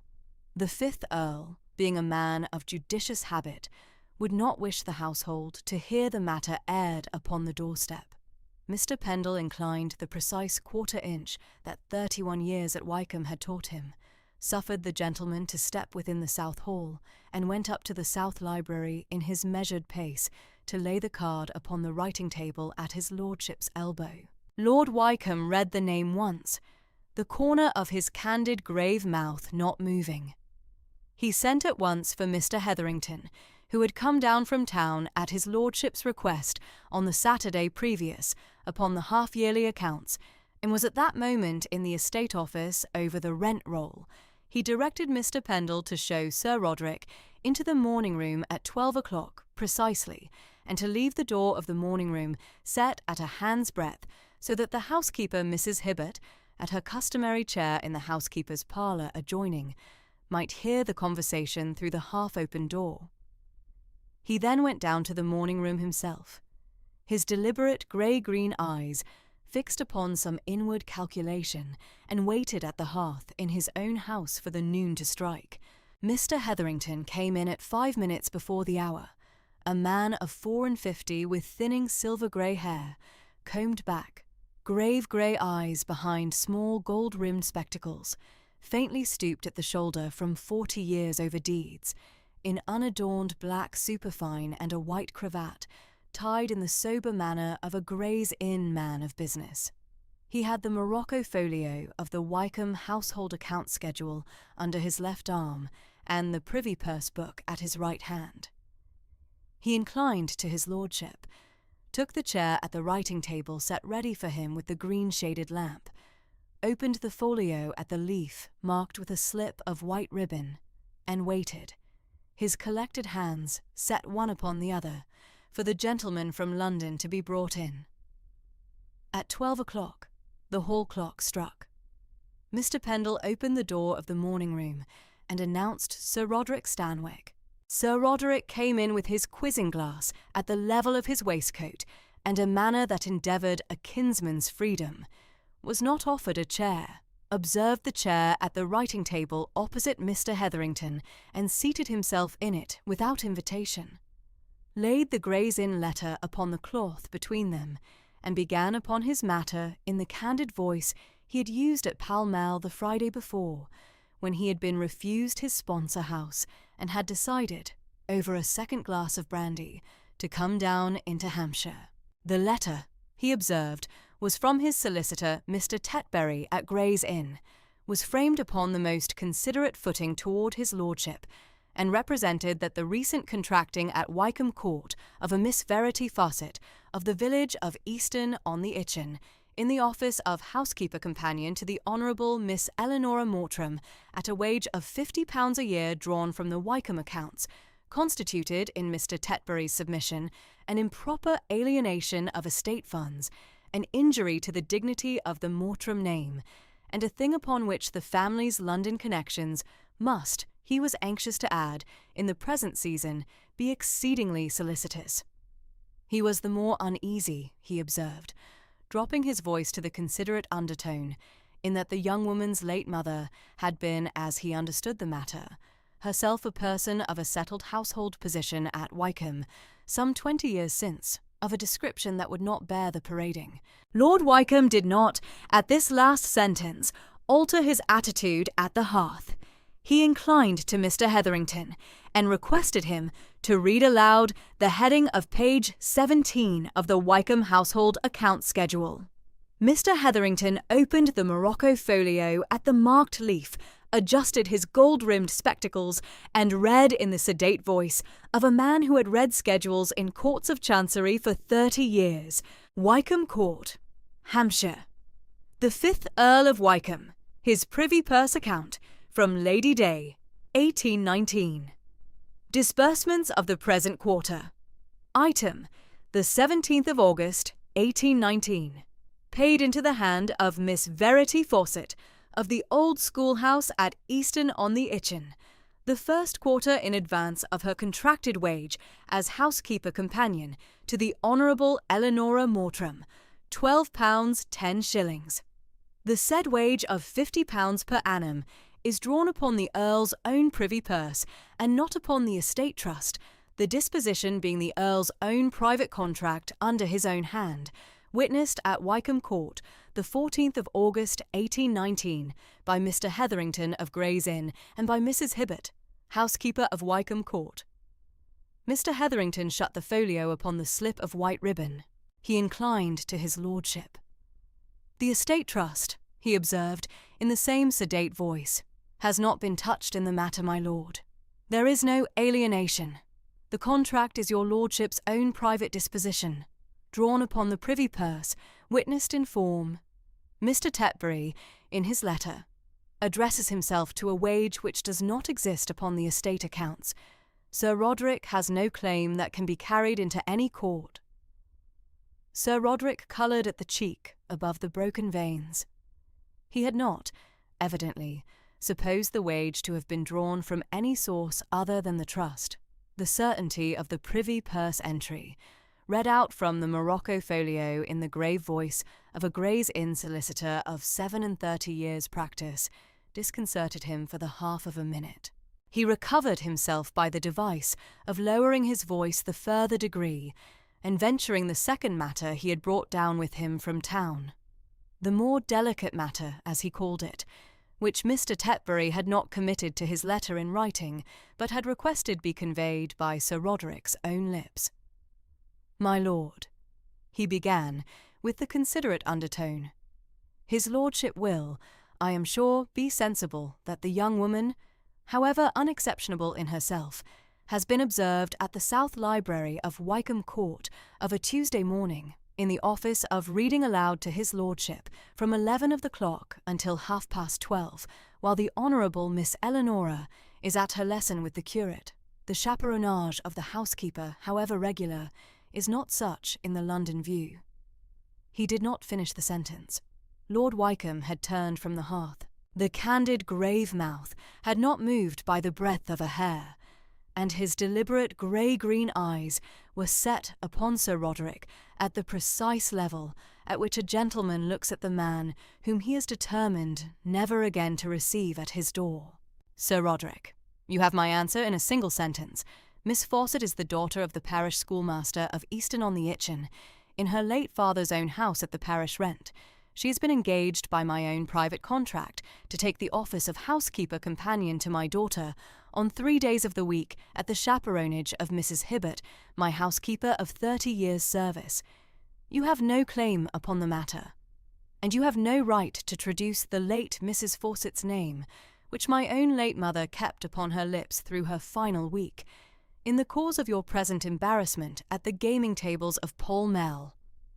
Mr. Pendle, his lordship is leaving us. Good morning." Mr. Pendle, who had remained at the half-open door at his own settled post since the hour struck, inclined the precise quarter-inch and opened the door the further width. Sir Roderick rose from the chair more abruptly than he had taken it. His florid cheek had paled to the sallow at the nostril. He gathered up the Gray's Inn letter from the cloth, set the quizzing-glass at his waistcoat, opened his mouth upon some final sentence, met his lordship's even regard at the hearth, and shut his mouth again. He went out of the morning-room with Mr. Pendle 3 paces behind him, was conducted in silence down the south hall to the south door, was suffered to take up his hat and his greatcoat from the hall-table, and was put into his hired post-chaise at the south sweep at 20 minutes past 12. Mr. Pendle inclined the customary half-inch as the chaise was turned, returned within doors at his accustomed pace, shut the south door at his own measured hand, and walked back to the morning-room to receive his lordship's further direction. Lord Wycombe was at the writing-table beside Mr. Hetherington. He had taken up a sheet of his own paper and was making a brief, candid note in his own hand of the morning's proceedings, the date and the hour, and the name and the substance of the Gray's Inn letter, and the names of the witnesses. He laid the pen down at the 3rd line, and inclined to Mr. Hetherington in acknowledgment of the solicitor's grave service, sent for Mrs. Hibbert by the bell at the hearth, and waited at the writing-table while the housekeeper came in from the adjoining parlour, the chatelaine of keys at her hip, her sedate grey eyes having heard the whole through the half-open door. He spoke to Mrs. Hibbert in the sober voice in which he addressed her upon matters of household gravity. "Mrs. Hibbert, you will be so good as to ask Miss Fawcett to attend me at the South Library at 3 of the clock this afternoon, at the customary hour, with yourself in attendance as upon a Tuesday. There is a matter upon which I had intended to speak with her on the Saturday next, which I shall now defer, and there is the morning's matter, of which she must be informed by my own lips, before she hears it by any other route.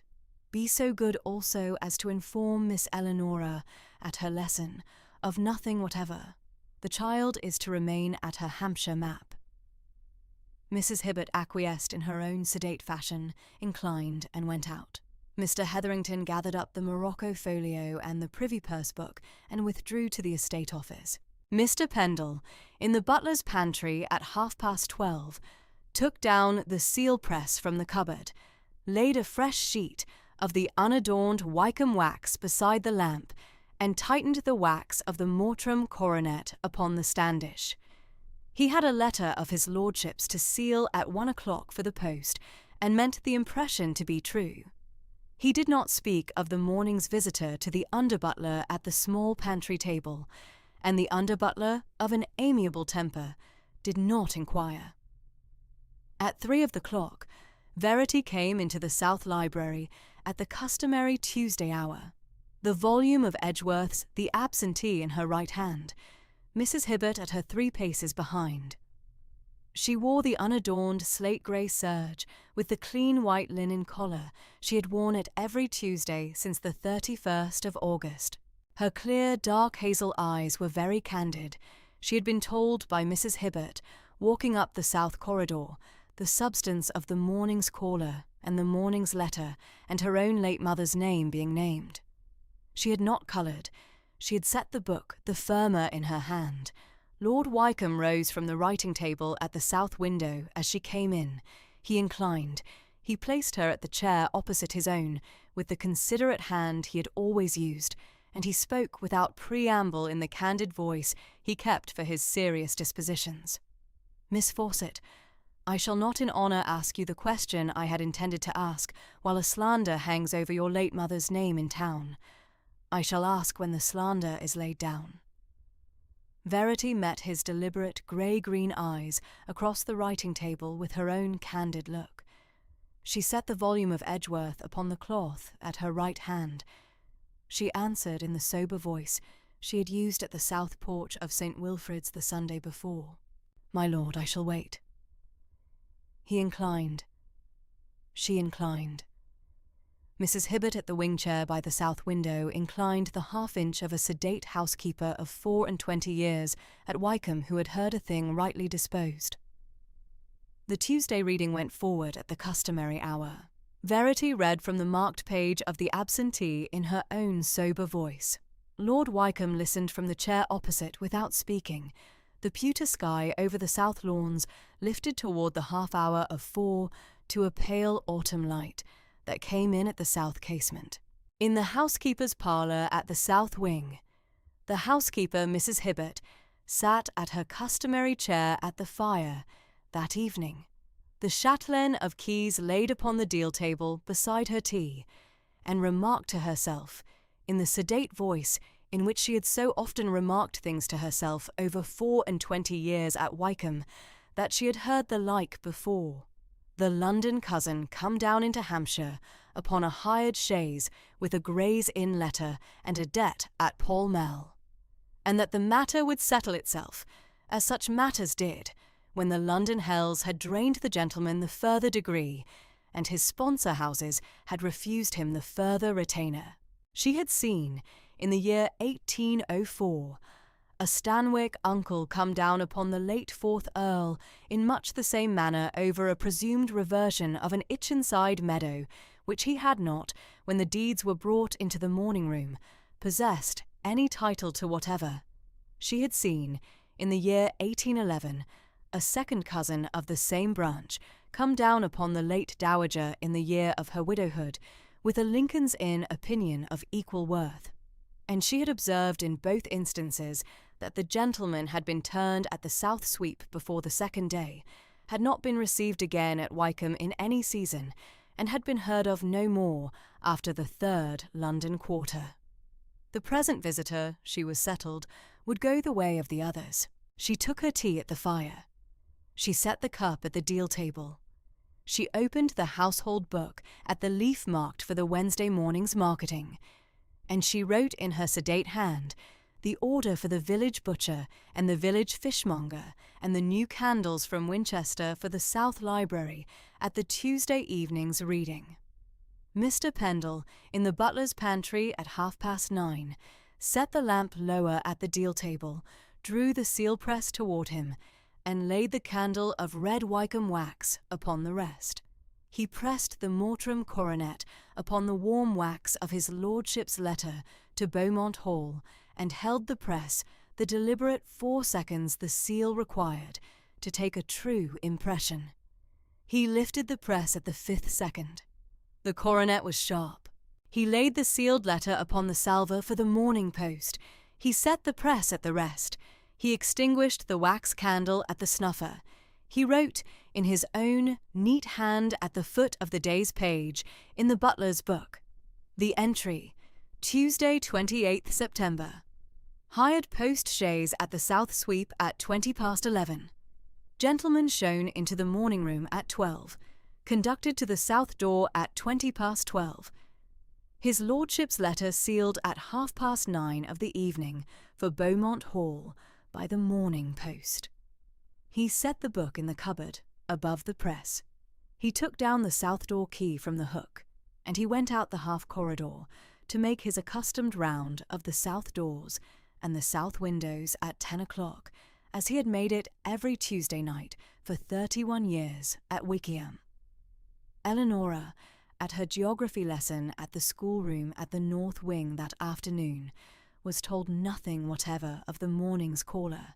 She remained at her Hampshire map with the curate Mr. Brockley, the lavender and cream-sprigged muslin of her morning frock pinned at the sleeve where she had caught it on the schoolroom press at the 9:30, the sage-green ribbon of her plaited chestnut braid set fresh at her shoulder by Mrs. Hibbert at the 10:30, when she had come up from the housekeeper's parlour to look in upon the lesson. The child set the village of Easton-on-the-Itchen at its proper place in pencil at the bend of the Itchen, set Wycombe Court above the village in its own pencil square, set St. Wilfrid's parish church at the south corner of the village green, and asked Mr. Brockley, in her amiable, candid manner, whether she might be permitted to copy out the rivers of Hampshire in fresh ink upon a clean sheet, as Miss Fawcett had said the previous Friday she might, if her morning's lesson were finished by 12. Mr. Brockley acceded. Eleanora took a fresh sheet of unruled paper from the schoolroom press, took up the india rubber and the freshly trimmed pen and the inkstand, and set the Itchen, the Test, the Meon and the Avon down in her careful 8-year-old hand at the proper bearings. At the South Library at the Tuesday hour, Verity read from Edgeworth without speaking of the morning.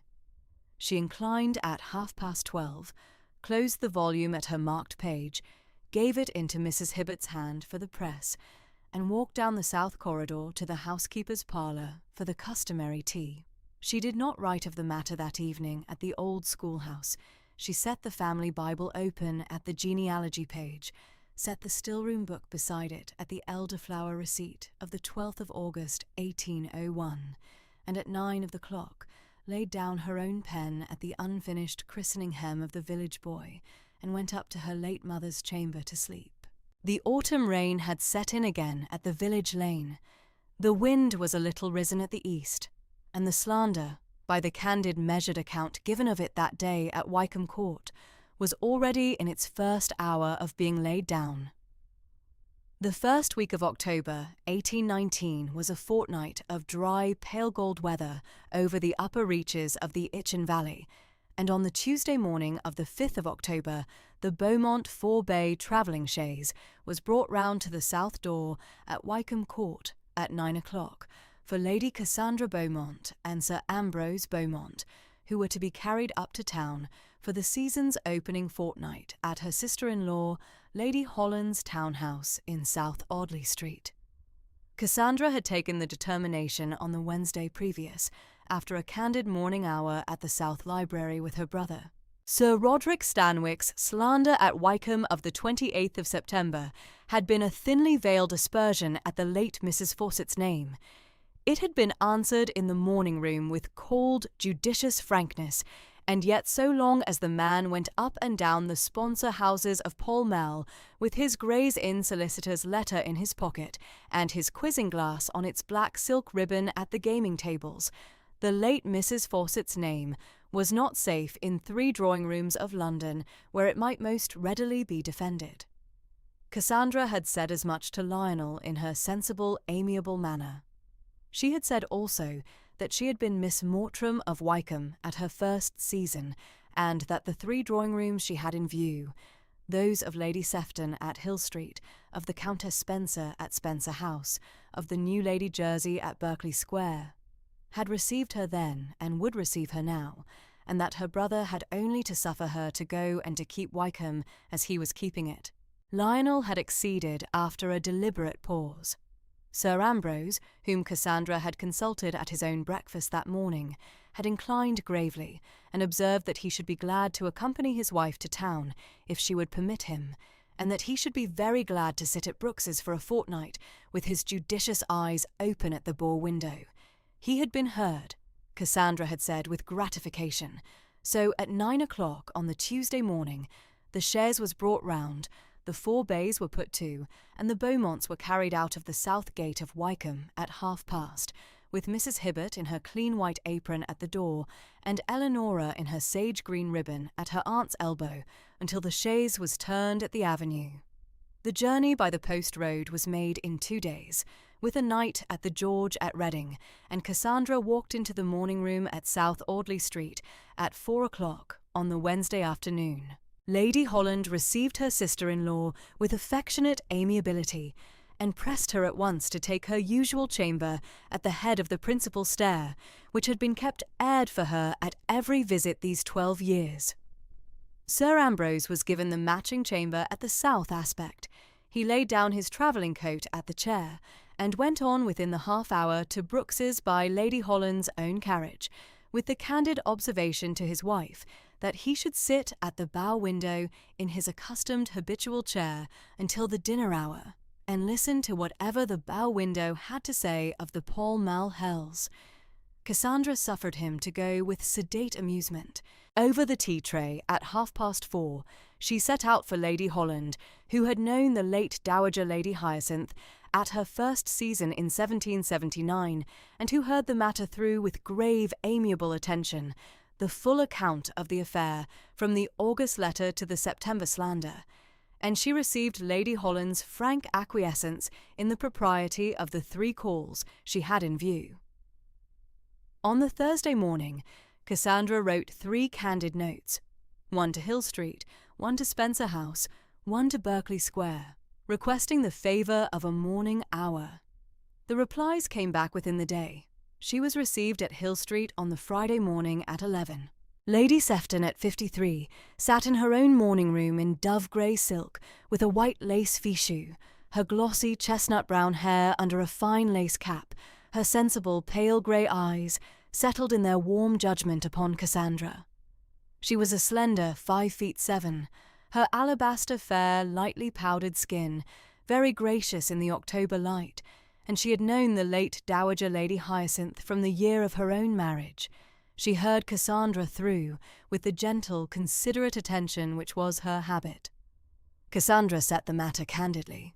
Miss Fawcett, she observed, was the daughter of the parish schoolmaster of Easton-on-the-Itchen, and of the late Mrs. Charlotte Fawcett, who had been under Stillroom maid to the Dowager Lady Hyacinth at Wycombe from 1795 to her marriage in June 1798.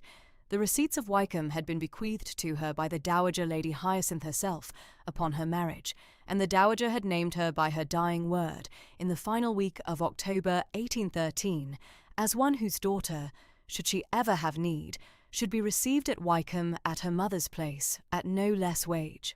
The office of housekeeper companion to the Honourable Eleanora Mortram was at Mrs. Hibbert's chaperonage and her brother's privy purse. The £50 a year were not drawn from the estate trust at all.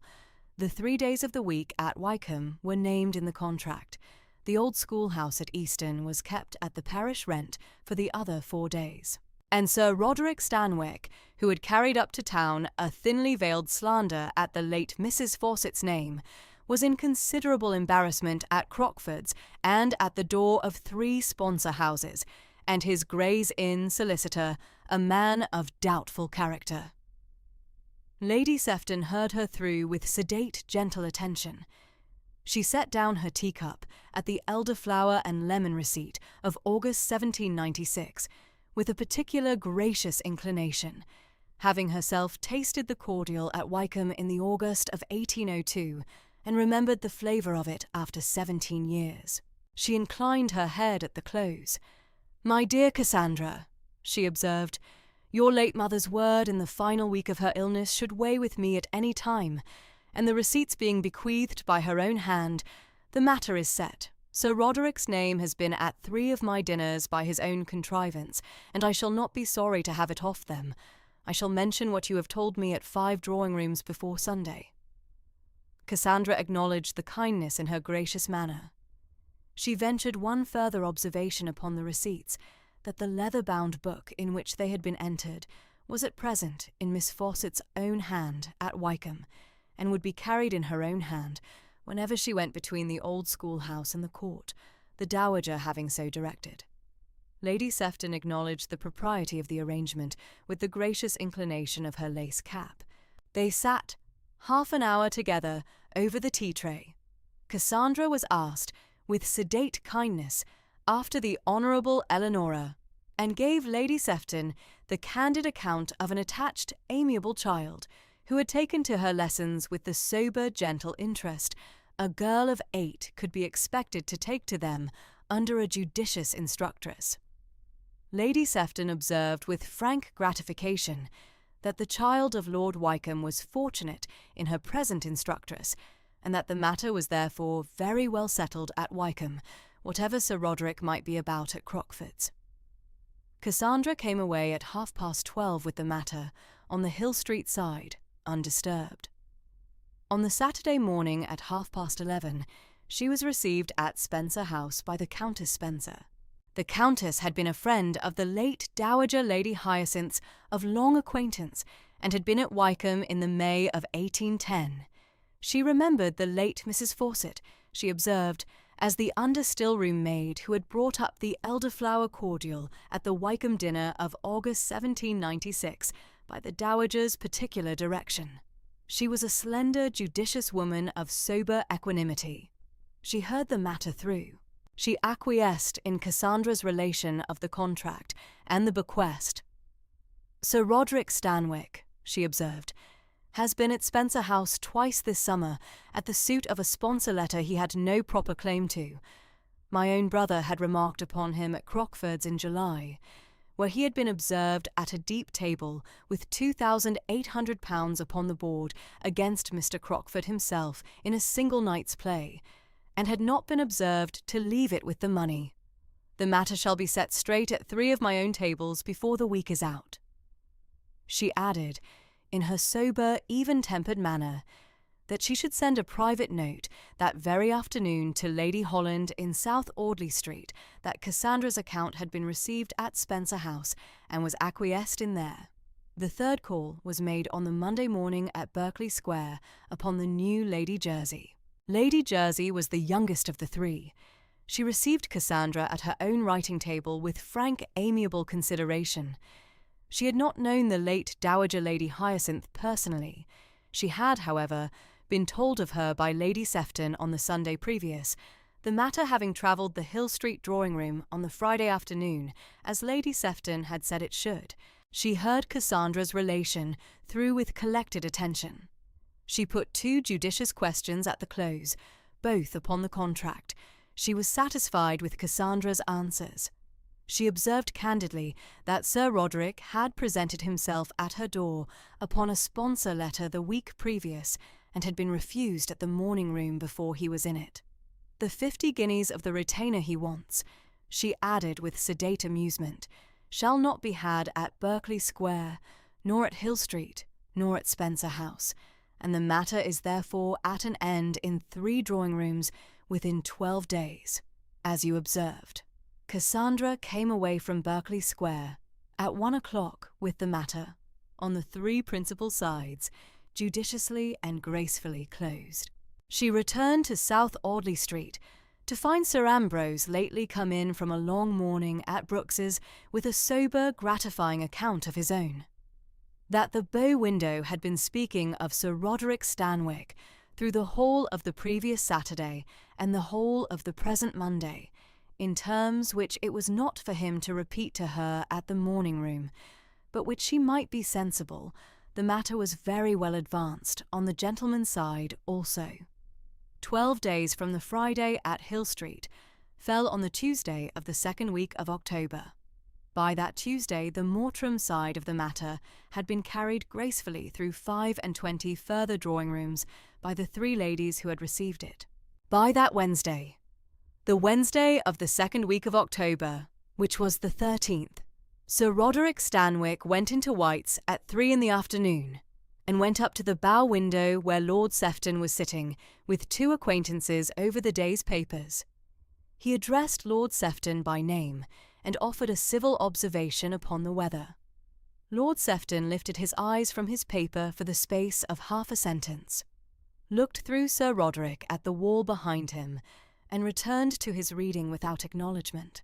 The cut direct was given in the sight of 7 gentlemen of the bow window, and was reported in 3 separate letters to Wykham within the week, one from Sir Ambrose, who had himself been at the bow window not 3 chairs distant, and had heard the whole of it, one from Cassandra herself, who had received the account on the Wednesday evening from her husband's own lips at the dinner-table at South Audley Street, one from Mr. Hetherington at Gray's Inn, who had been told of it by his own clerk, who had been told of it by his cousin in service at White's by the Thursday morning before the post went out.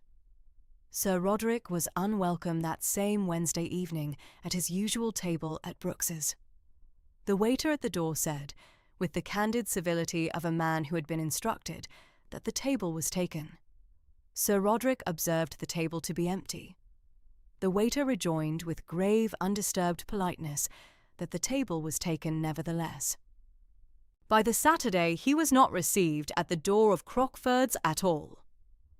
Mr. Hetherington's separate inquiry, conducted from Gray's Inn through the 2nd week of October, established the figures with sober exactness. Sir Roderick's gambling debts at the Pall Mall Hells were £6,400. The largest single debt, of £2,800, was to Mr. Crockford himself, who was not a patient creditor. His Gray's Inn solicitor, Mr. Tetbury, could not file the slander suit without a retainer of 50 guineas paid in advance.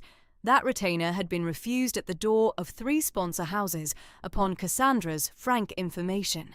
Without it, Mr. Tetbury would not write the bill. By the Friday of the 3rd week of October, the slander suit was, in the practical view of the matter, dead in the water, and the slander itself was laid down in 25 drawing-rooms of London. October at Wykham went forward in its accustomed pattern.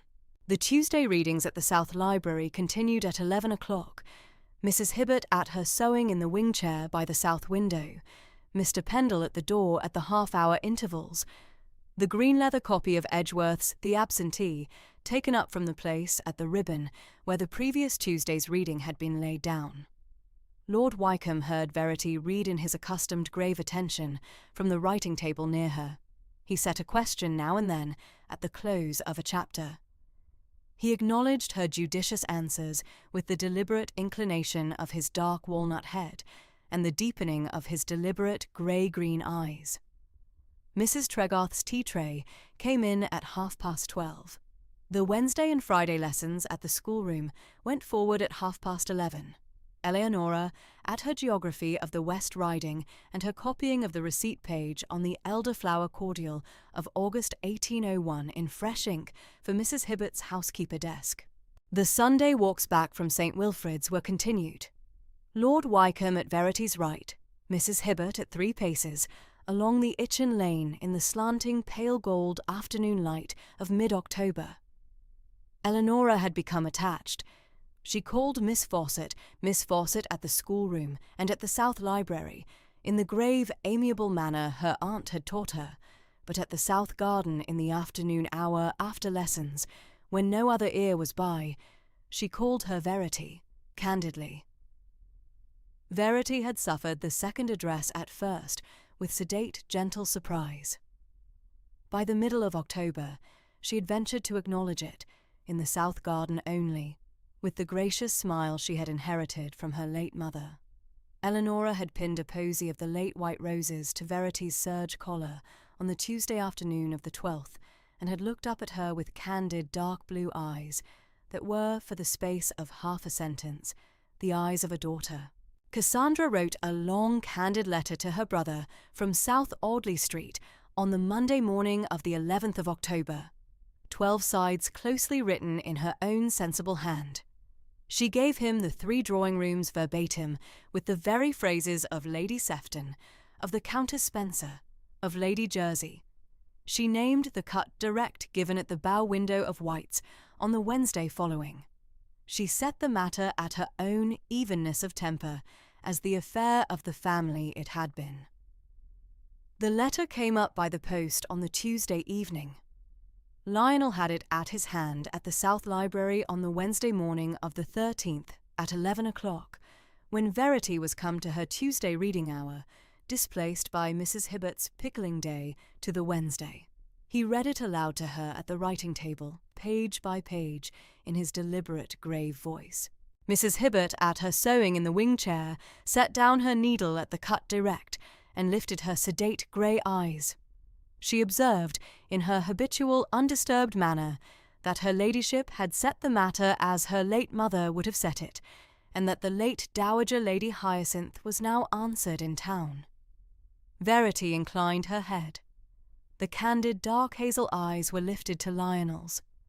She ventured to acknowledge, after a thoughtful pause, that she was sensible of the kindness Lady Cassandra had done her late mother's name. Lionel folded the letter. He laid it at the green calf commonplace book of his late father at his right hand. He observed candidly that his sister had done it in the cause of justice, which his late mother also would have observed. By the Friday of the 3rd week, the slander was publicly dead. On that Friday afternoon, Mrs. Aldous, the village dressmaker at Easton, came up to the old schoolhouse for a second careful fitting of the cream and sage November gown that Verity had commissioned for the Saturday morning following. A gown of fine cream-coloured merino, with sage-green ribbon trim at the collar and the sleeve cuffs, modest at the throat, the skirt unadorned, the bodice cut to the sober, gentle figure Mrs. Aldous had been measuring at Easton these 15 years. Mrs. Aldous pinned the sleeve at her own habitual settled manner. She observed, with the candid, amiable interest of a woman who had known Verity from her christening, that the cream and sage was very becoming, and that the Saturday morning would be a fair October day, if the weather held. Verity acknowledged it with her gracious, sedate smile, and did not say what the Saturday morning was for.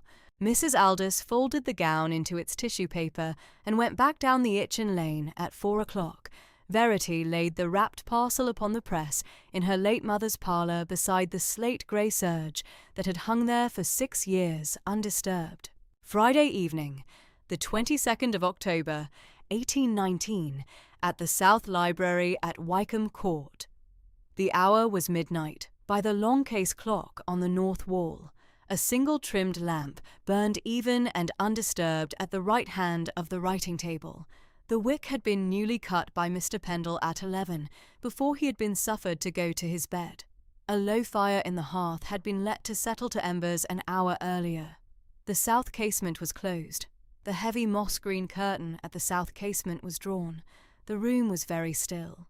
Lord Wycombe sat at the writing table in his accustomed habitual chair, in his dark walnut hair, just brushing the collar, with the 2 threads of silver above the right temple. His deliberate grey-green eyes, very grave, his candid mouth at sedate gravity. The green calf commonplace book of his late father, the 4th Earl, was open before him at a fresh leaf.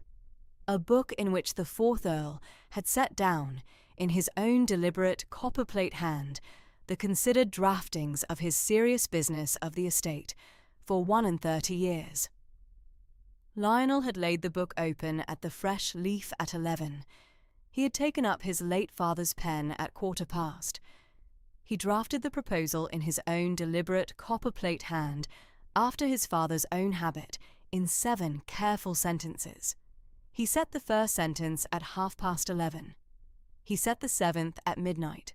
The 7 sentences named the matter as he intended to name it on the Saturday afternoon in the south parlour of the old schoolhouse at 3 o'clock, that she had been known to him by name and by her late mother's name for many years, that he had observed her at the South Library these 8 weeks with the deliberate, sober attention of a man who had not, in his 6 years of widowed grief since the March of 1817, looked upon any woman in that manner before, that his daughter Eleanora was attached to her with the candid affection of a child who had lost her mother at her birth, that the office she at present held at Wycombe had been the disposition of his sense, and that the office he now wished to ask her to hold at Wycombe was the disposition of his settled heart, that he was sensible of the difference between the parish schoolmaster's daughter and the 5th Earl of Wycombe, only in so far as he was sensible that she was, by every judicious measure he had been able to take of her, the equal of any woman in 3 counties, that he should ask her on the Saturday afternoon in the south parlour, in Mrs. Hibbert's presence, the question he had not been suffered in honour to ask on the 25th of September, while a slander hung over her late mother's name, and that he should be very gravely gratified if she should suffer him to ask it. He read the 7 sentences through in his deliberate, sober voice, once at midnight. He laid the pen at the green calf commonplace book. He folded his hands upon the writing table. He sat for the space of a deliberate minute looking at the trimmed lamp, his candid mouth at undisturbed gravity, the room very still about him. Then he closed the commonplace book at the marker ribbon and put out the lamp. Saturday morning, the 23rd of October, 1819, came in over the Itchen Valley with a pale, clear October light, a low silver mist lying along the river meadow east of the schoolhouse garden, and a thin frost upon the dropped leaves of the south hedge where the elderflower had stood in the second summer of her mother's married house. Verity Fawcett was at the south parlour of the old schoolhouse at Easton-on-the-Itchen from 9:15. She had set the parlour in order with her own hands. The leather-bound Stillroom book lay closed at the writing-table by the south casement. The great family Bible lay closed beside it. The little posy of late autumn Michaelmas daisies from the schoolhouse garden, cut by her own hand at 8, was set in the clean white delft jug at the centre of the table.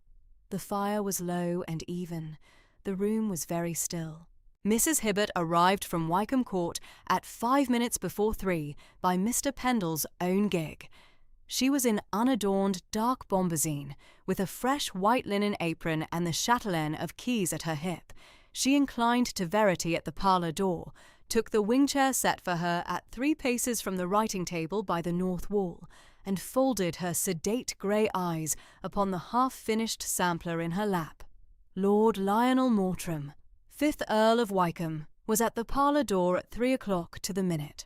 He had walked the half-mile down the Itchen Lane from the south gate of Wycombe with a single posy of white late roses from the south garden in his right hand, and the green calf commonplace book of his late father, the 4th Earl, in his coat pocket.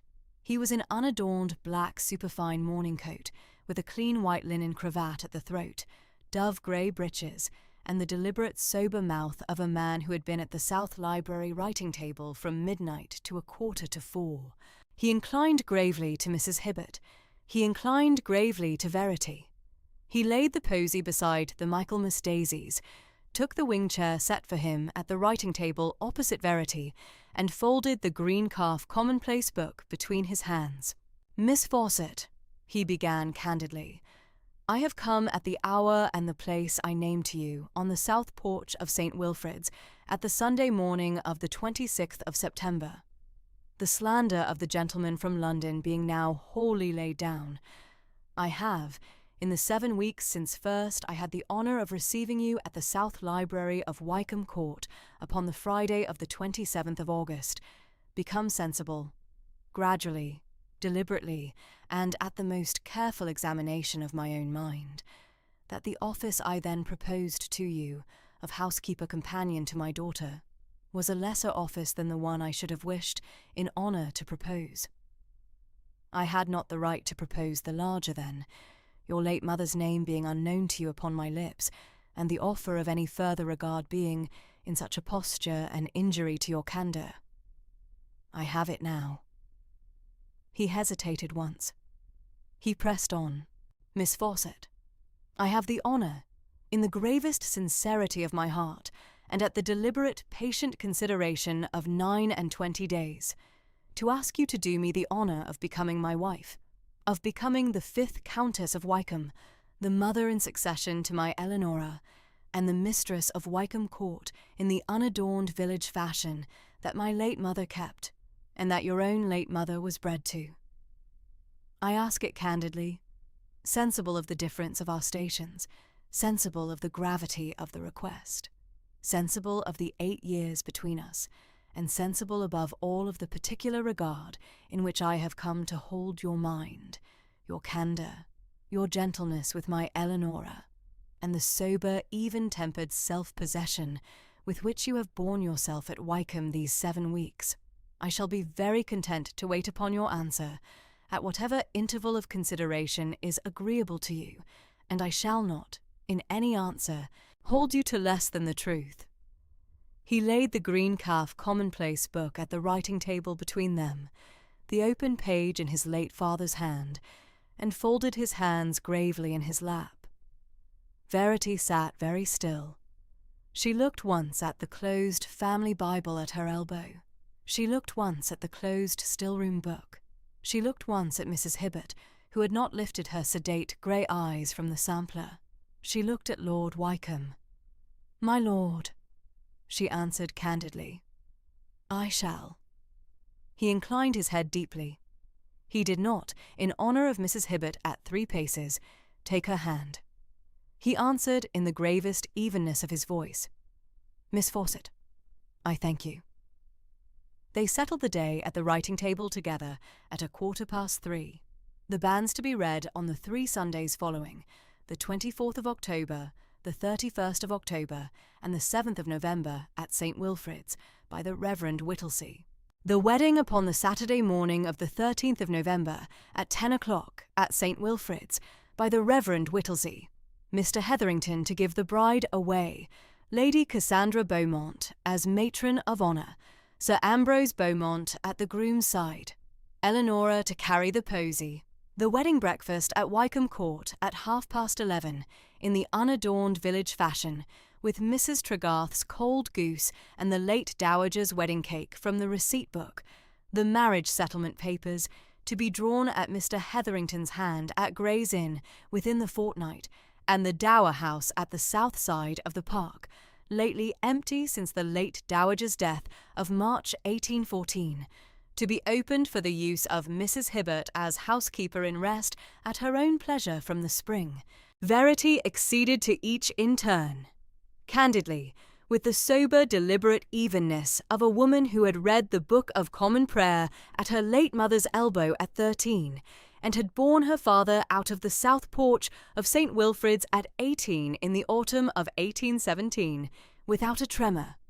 Lord Wycombe produced from the green calf commonplace book, at her acquiescence, a folded leaf bearing his late mother's handwritten gift of August 1813, the very paragraph in which the Dowager Lady Hyacinth had named Mrs. Charlotte Fawcett the finest under-stillroom maid Wycombe had ever known, and had set down her sensible wish that, should the daughter ever stand in need, she should be received at Wycombe in her mother's place at no less wage. He laid the leaf at the writing-table at Verity's elbow. "Miss Fawcett, this is yours. It has waited at the green calf book 6 years for your hand." Verity took it candidly, read it through twice, folded it once into the family Bible at the genealogy page beside her own late mother's name, and inclined her head gravely. At 3:45, Lord Wycombe rose, inclined again to Mrs. Hibbert, took up the Green Calf commonplace book, and walked back up the Itchen Lane to Wycombe Court at the unhurried sedate pace of a man at the gravest piece of his life. Mrs. Hibbert sat with Verity at the writing table the further half-hour, while Verity wrote a brief letter to Lady Cassandra Beaumont at Beaumont Hall in Berkshire. The Wycombe footman took it up to the Mortram messenger at the South Gate at 5.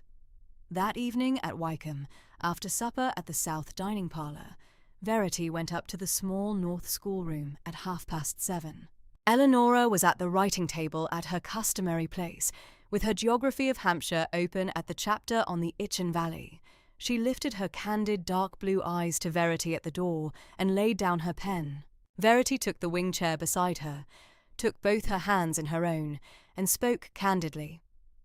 "Miss Eleanora, your father has, this afternoon at 3 at the south parlour of the schoolhouse, done me the honour of asking me to be his wife.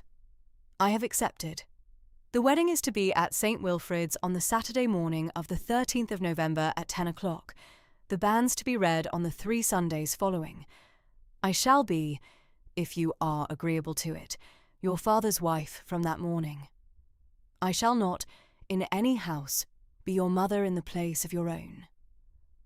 I shall be Verity, who has read with you at the South schoolroom of a morning these 7 weeks, and who shall continue, by your father's settled wish and my own, to read with you of a morning at the South schoolroom these years ahead. Are you agreeable to it, my dear?" Eleanora's candid dark blue eyes filled at once. She put her head against Verity's shoulder and cried, once, into the unadorned slate-grey surge, in the unbroken gratitude of a child of 8, who had been 7 months motherless in March 1817, and had not, in the 2.5 years since, supposed she should be otherwise. She lifted her head at the end of the minute, wiped her eyes upon the candid back of her hand, and answered, "Verity, I am agreeable. I have wished it since the Friday of the 27th of August."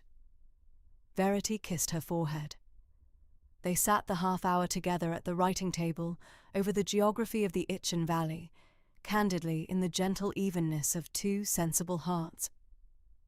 Eleanora asked, at the end of the half-hour, whether she might call her mamma from the wedding morning, and whether her own late mother, Lady Cordelia, might be named in the family Bible beside the new entry, that she should not be forgotten. Verity answered, candidly and at once, that she might call her mamma from the very morning her father wished it, and that Lady Cordelia's name was and would be, in the family Bible at the genealogy page in the customary place, never to be removed, nor erased, nor set lower. Her own late mother, Mrs. Charlotte Fawcett, would be set in beside it in the unadorned village fashion, and the 2 names would stand in fellowship, the one for the daughter who had been born, and the other for the daughter who was to come. Eleanora kissed her hand at this, and asked no more. Verity went down to the South Library at 8:15. Lionel was at the writing table by the south casement. He rose at her entrance, drew the wing chair for her at the desk beside him, and set the inkstand at her hand. The letter to Lady Cassandra Beaumont at Beaumont Hall in Berkshire she wrote at the desk in her own clear schoolmistress's hand, the morning's proposal, the date of the wedding fixed at the 13th of November, the agreeable acceptance of Cassandra as matron of honour, the request that Sir Ambrose stand at Lionel's side, the gentle entreaty that her new sister-in-law be at Wycombe by the Friday afternoon of the 12th, and signed it candidly, Verity Fawcett, with the gravest gratitude and affection. Lionel sealed it with the Mortram coronet at the candle. The Wycombe messenger took it up to the Andover post at 9, with a letter from Lionel to Mr. Hetherington at Gray's Inn, requesting the settlement papers by return. Lady Cassandra's letter came back from Beaumont Hall by return of post on the Monday morning. She acceded with the gravest gladness. She would come down to Wycombe with Sir Ambrose on the Friday afternoon of the 12th of November. She had cried. She wrote candidly at the breakfast table at Beaumont upon reading Verity's letter, for the gentle particular regard in which her late mother had held Mrs. Charlotte Fawcett of the schoolhouse, and for the sensible gravity of the disposition her brother had at last made of his second life. She remained Verity's affectionate sister-in-law to be. The banns were read at St. Wilfrid's at the 11 o'clock Sunday morning service on the 24th of October, the 31st of October, and the 7th of November, by the Reverend Whittlesey, in the customary form, between Lord Lionel Mortram, 5th Earl of Wycombe Court in this parish, widower, and Miss Verity Fawcett of the old schoolhouse in this parish, spinster, the only daughter of the late Mr. Theophilus Fawcett, schoolmaster of this parish. No man at any of the 3 Sundays rose to forbid them. At the 3rd Sunday, the 7th of November, the parish vestry of 8 village goodwives gave a sensible nod from the south pews as Verity passed out by the porch upon Lord Wycombe's arm in the unadorned village manner of a Hampshire bride's last Sunday before her wedding. Saturday morning, the 13th of November, came in with a pale Hampshire November light along the Itchen Valley, a low silver mist at the river meadow, and the gentlest frost upon the hedges of the schoolhouse lane. Verity dressed at the small north chamber of the old schoolhouse from 8:15, with Mrs. Hibbert's eldest sister, Mrs. Aldous the village dressmaker, pinning the white rose at the bodice.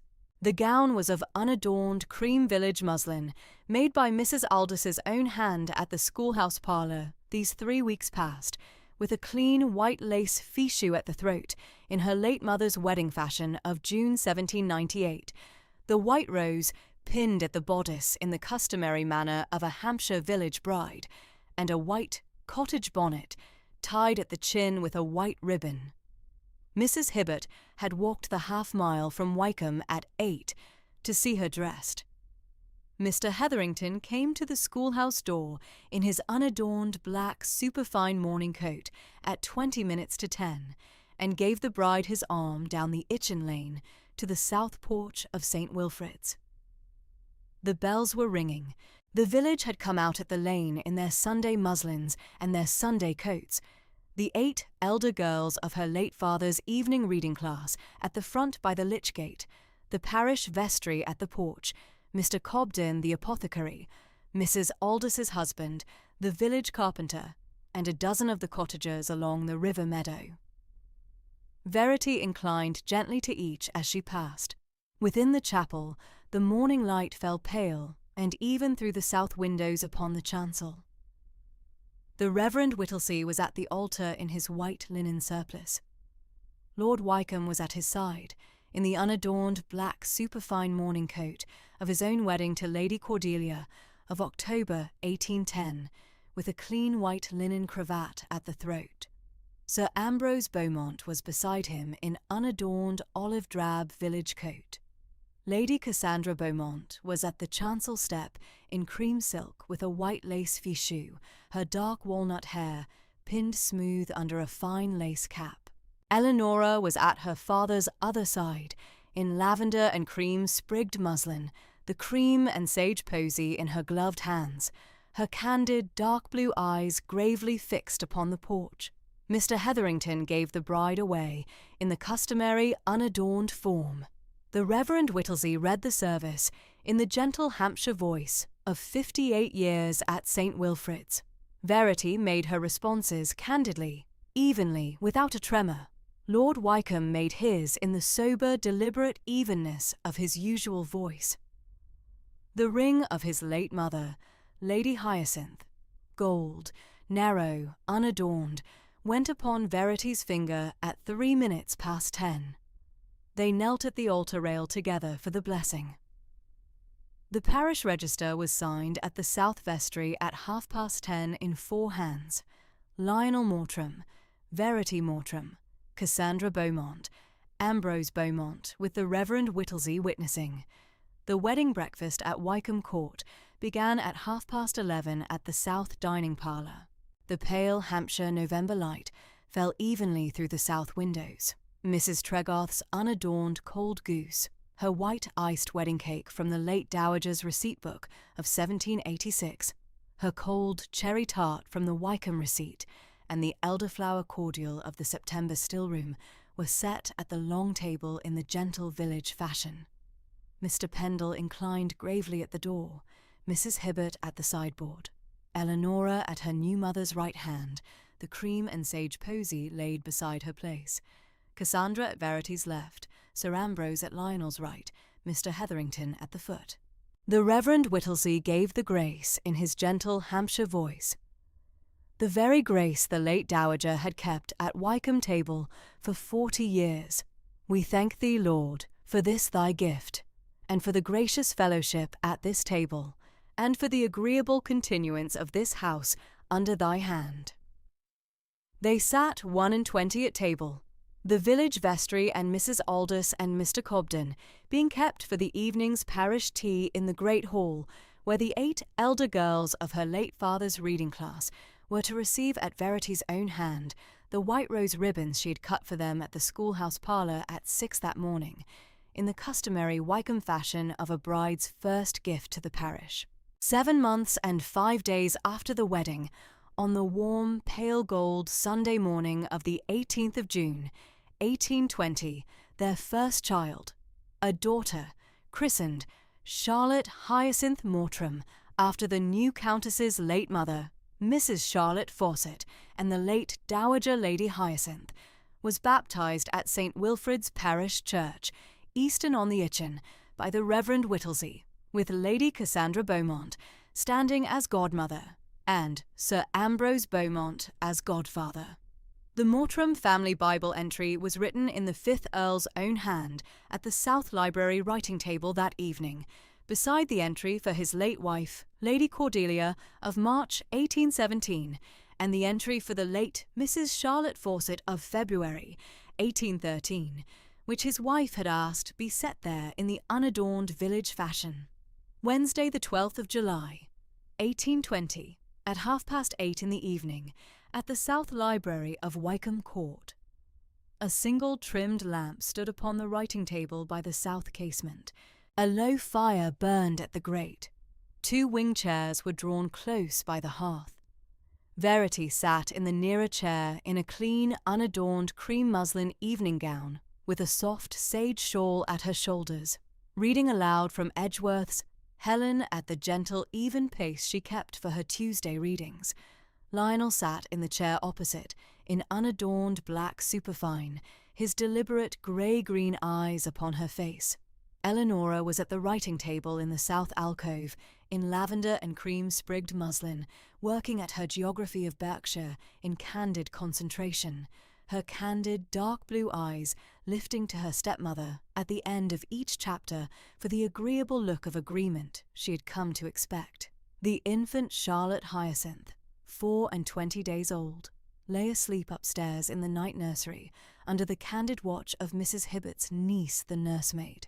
The leather-bound still-room book, kept yet in Verity's own hand by the new Countess's settled wish, the receipts now being copied out in fresh ink at the housekeeper's desk for Mrs. Aldous, the village dressmaker, and Mrs. Cobden, the village apothecary's wife, lay open at the south writing table, beside the Tuesday morning's tea-tray, at the elderflower page of the 12th of August, 1801. There are stories that begin with a kiss. There are stories that begin with a vow. There are stories that begin with a knock, and stories that begin with a hired post-chaise, and stories that begin with a will, a newspaper notice, a parish ledger, a grace said at supper. And there are, sober, longer in the asking, of the most deliberate patience in the answering, stories that begin with an elderflower receipt entered in a young wife's hand on the 12th of August, 1801, in a leather-bound still-room book at the old schoolhouse at Easton-on-the-Itchen, and tucked 19 years afterwards between the leaves of her daughter's family Bible, where it fell into that daughter's lap on a Friday morning at noon, the 27th of August, 1819, with a Mortram footman at the parlour door and a sealed letter under the Wycombe coronet in his gloved hand, asking her to attend at the South Library of Wycombe Court at 3.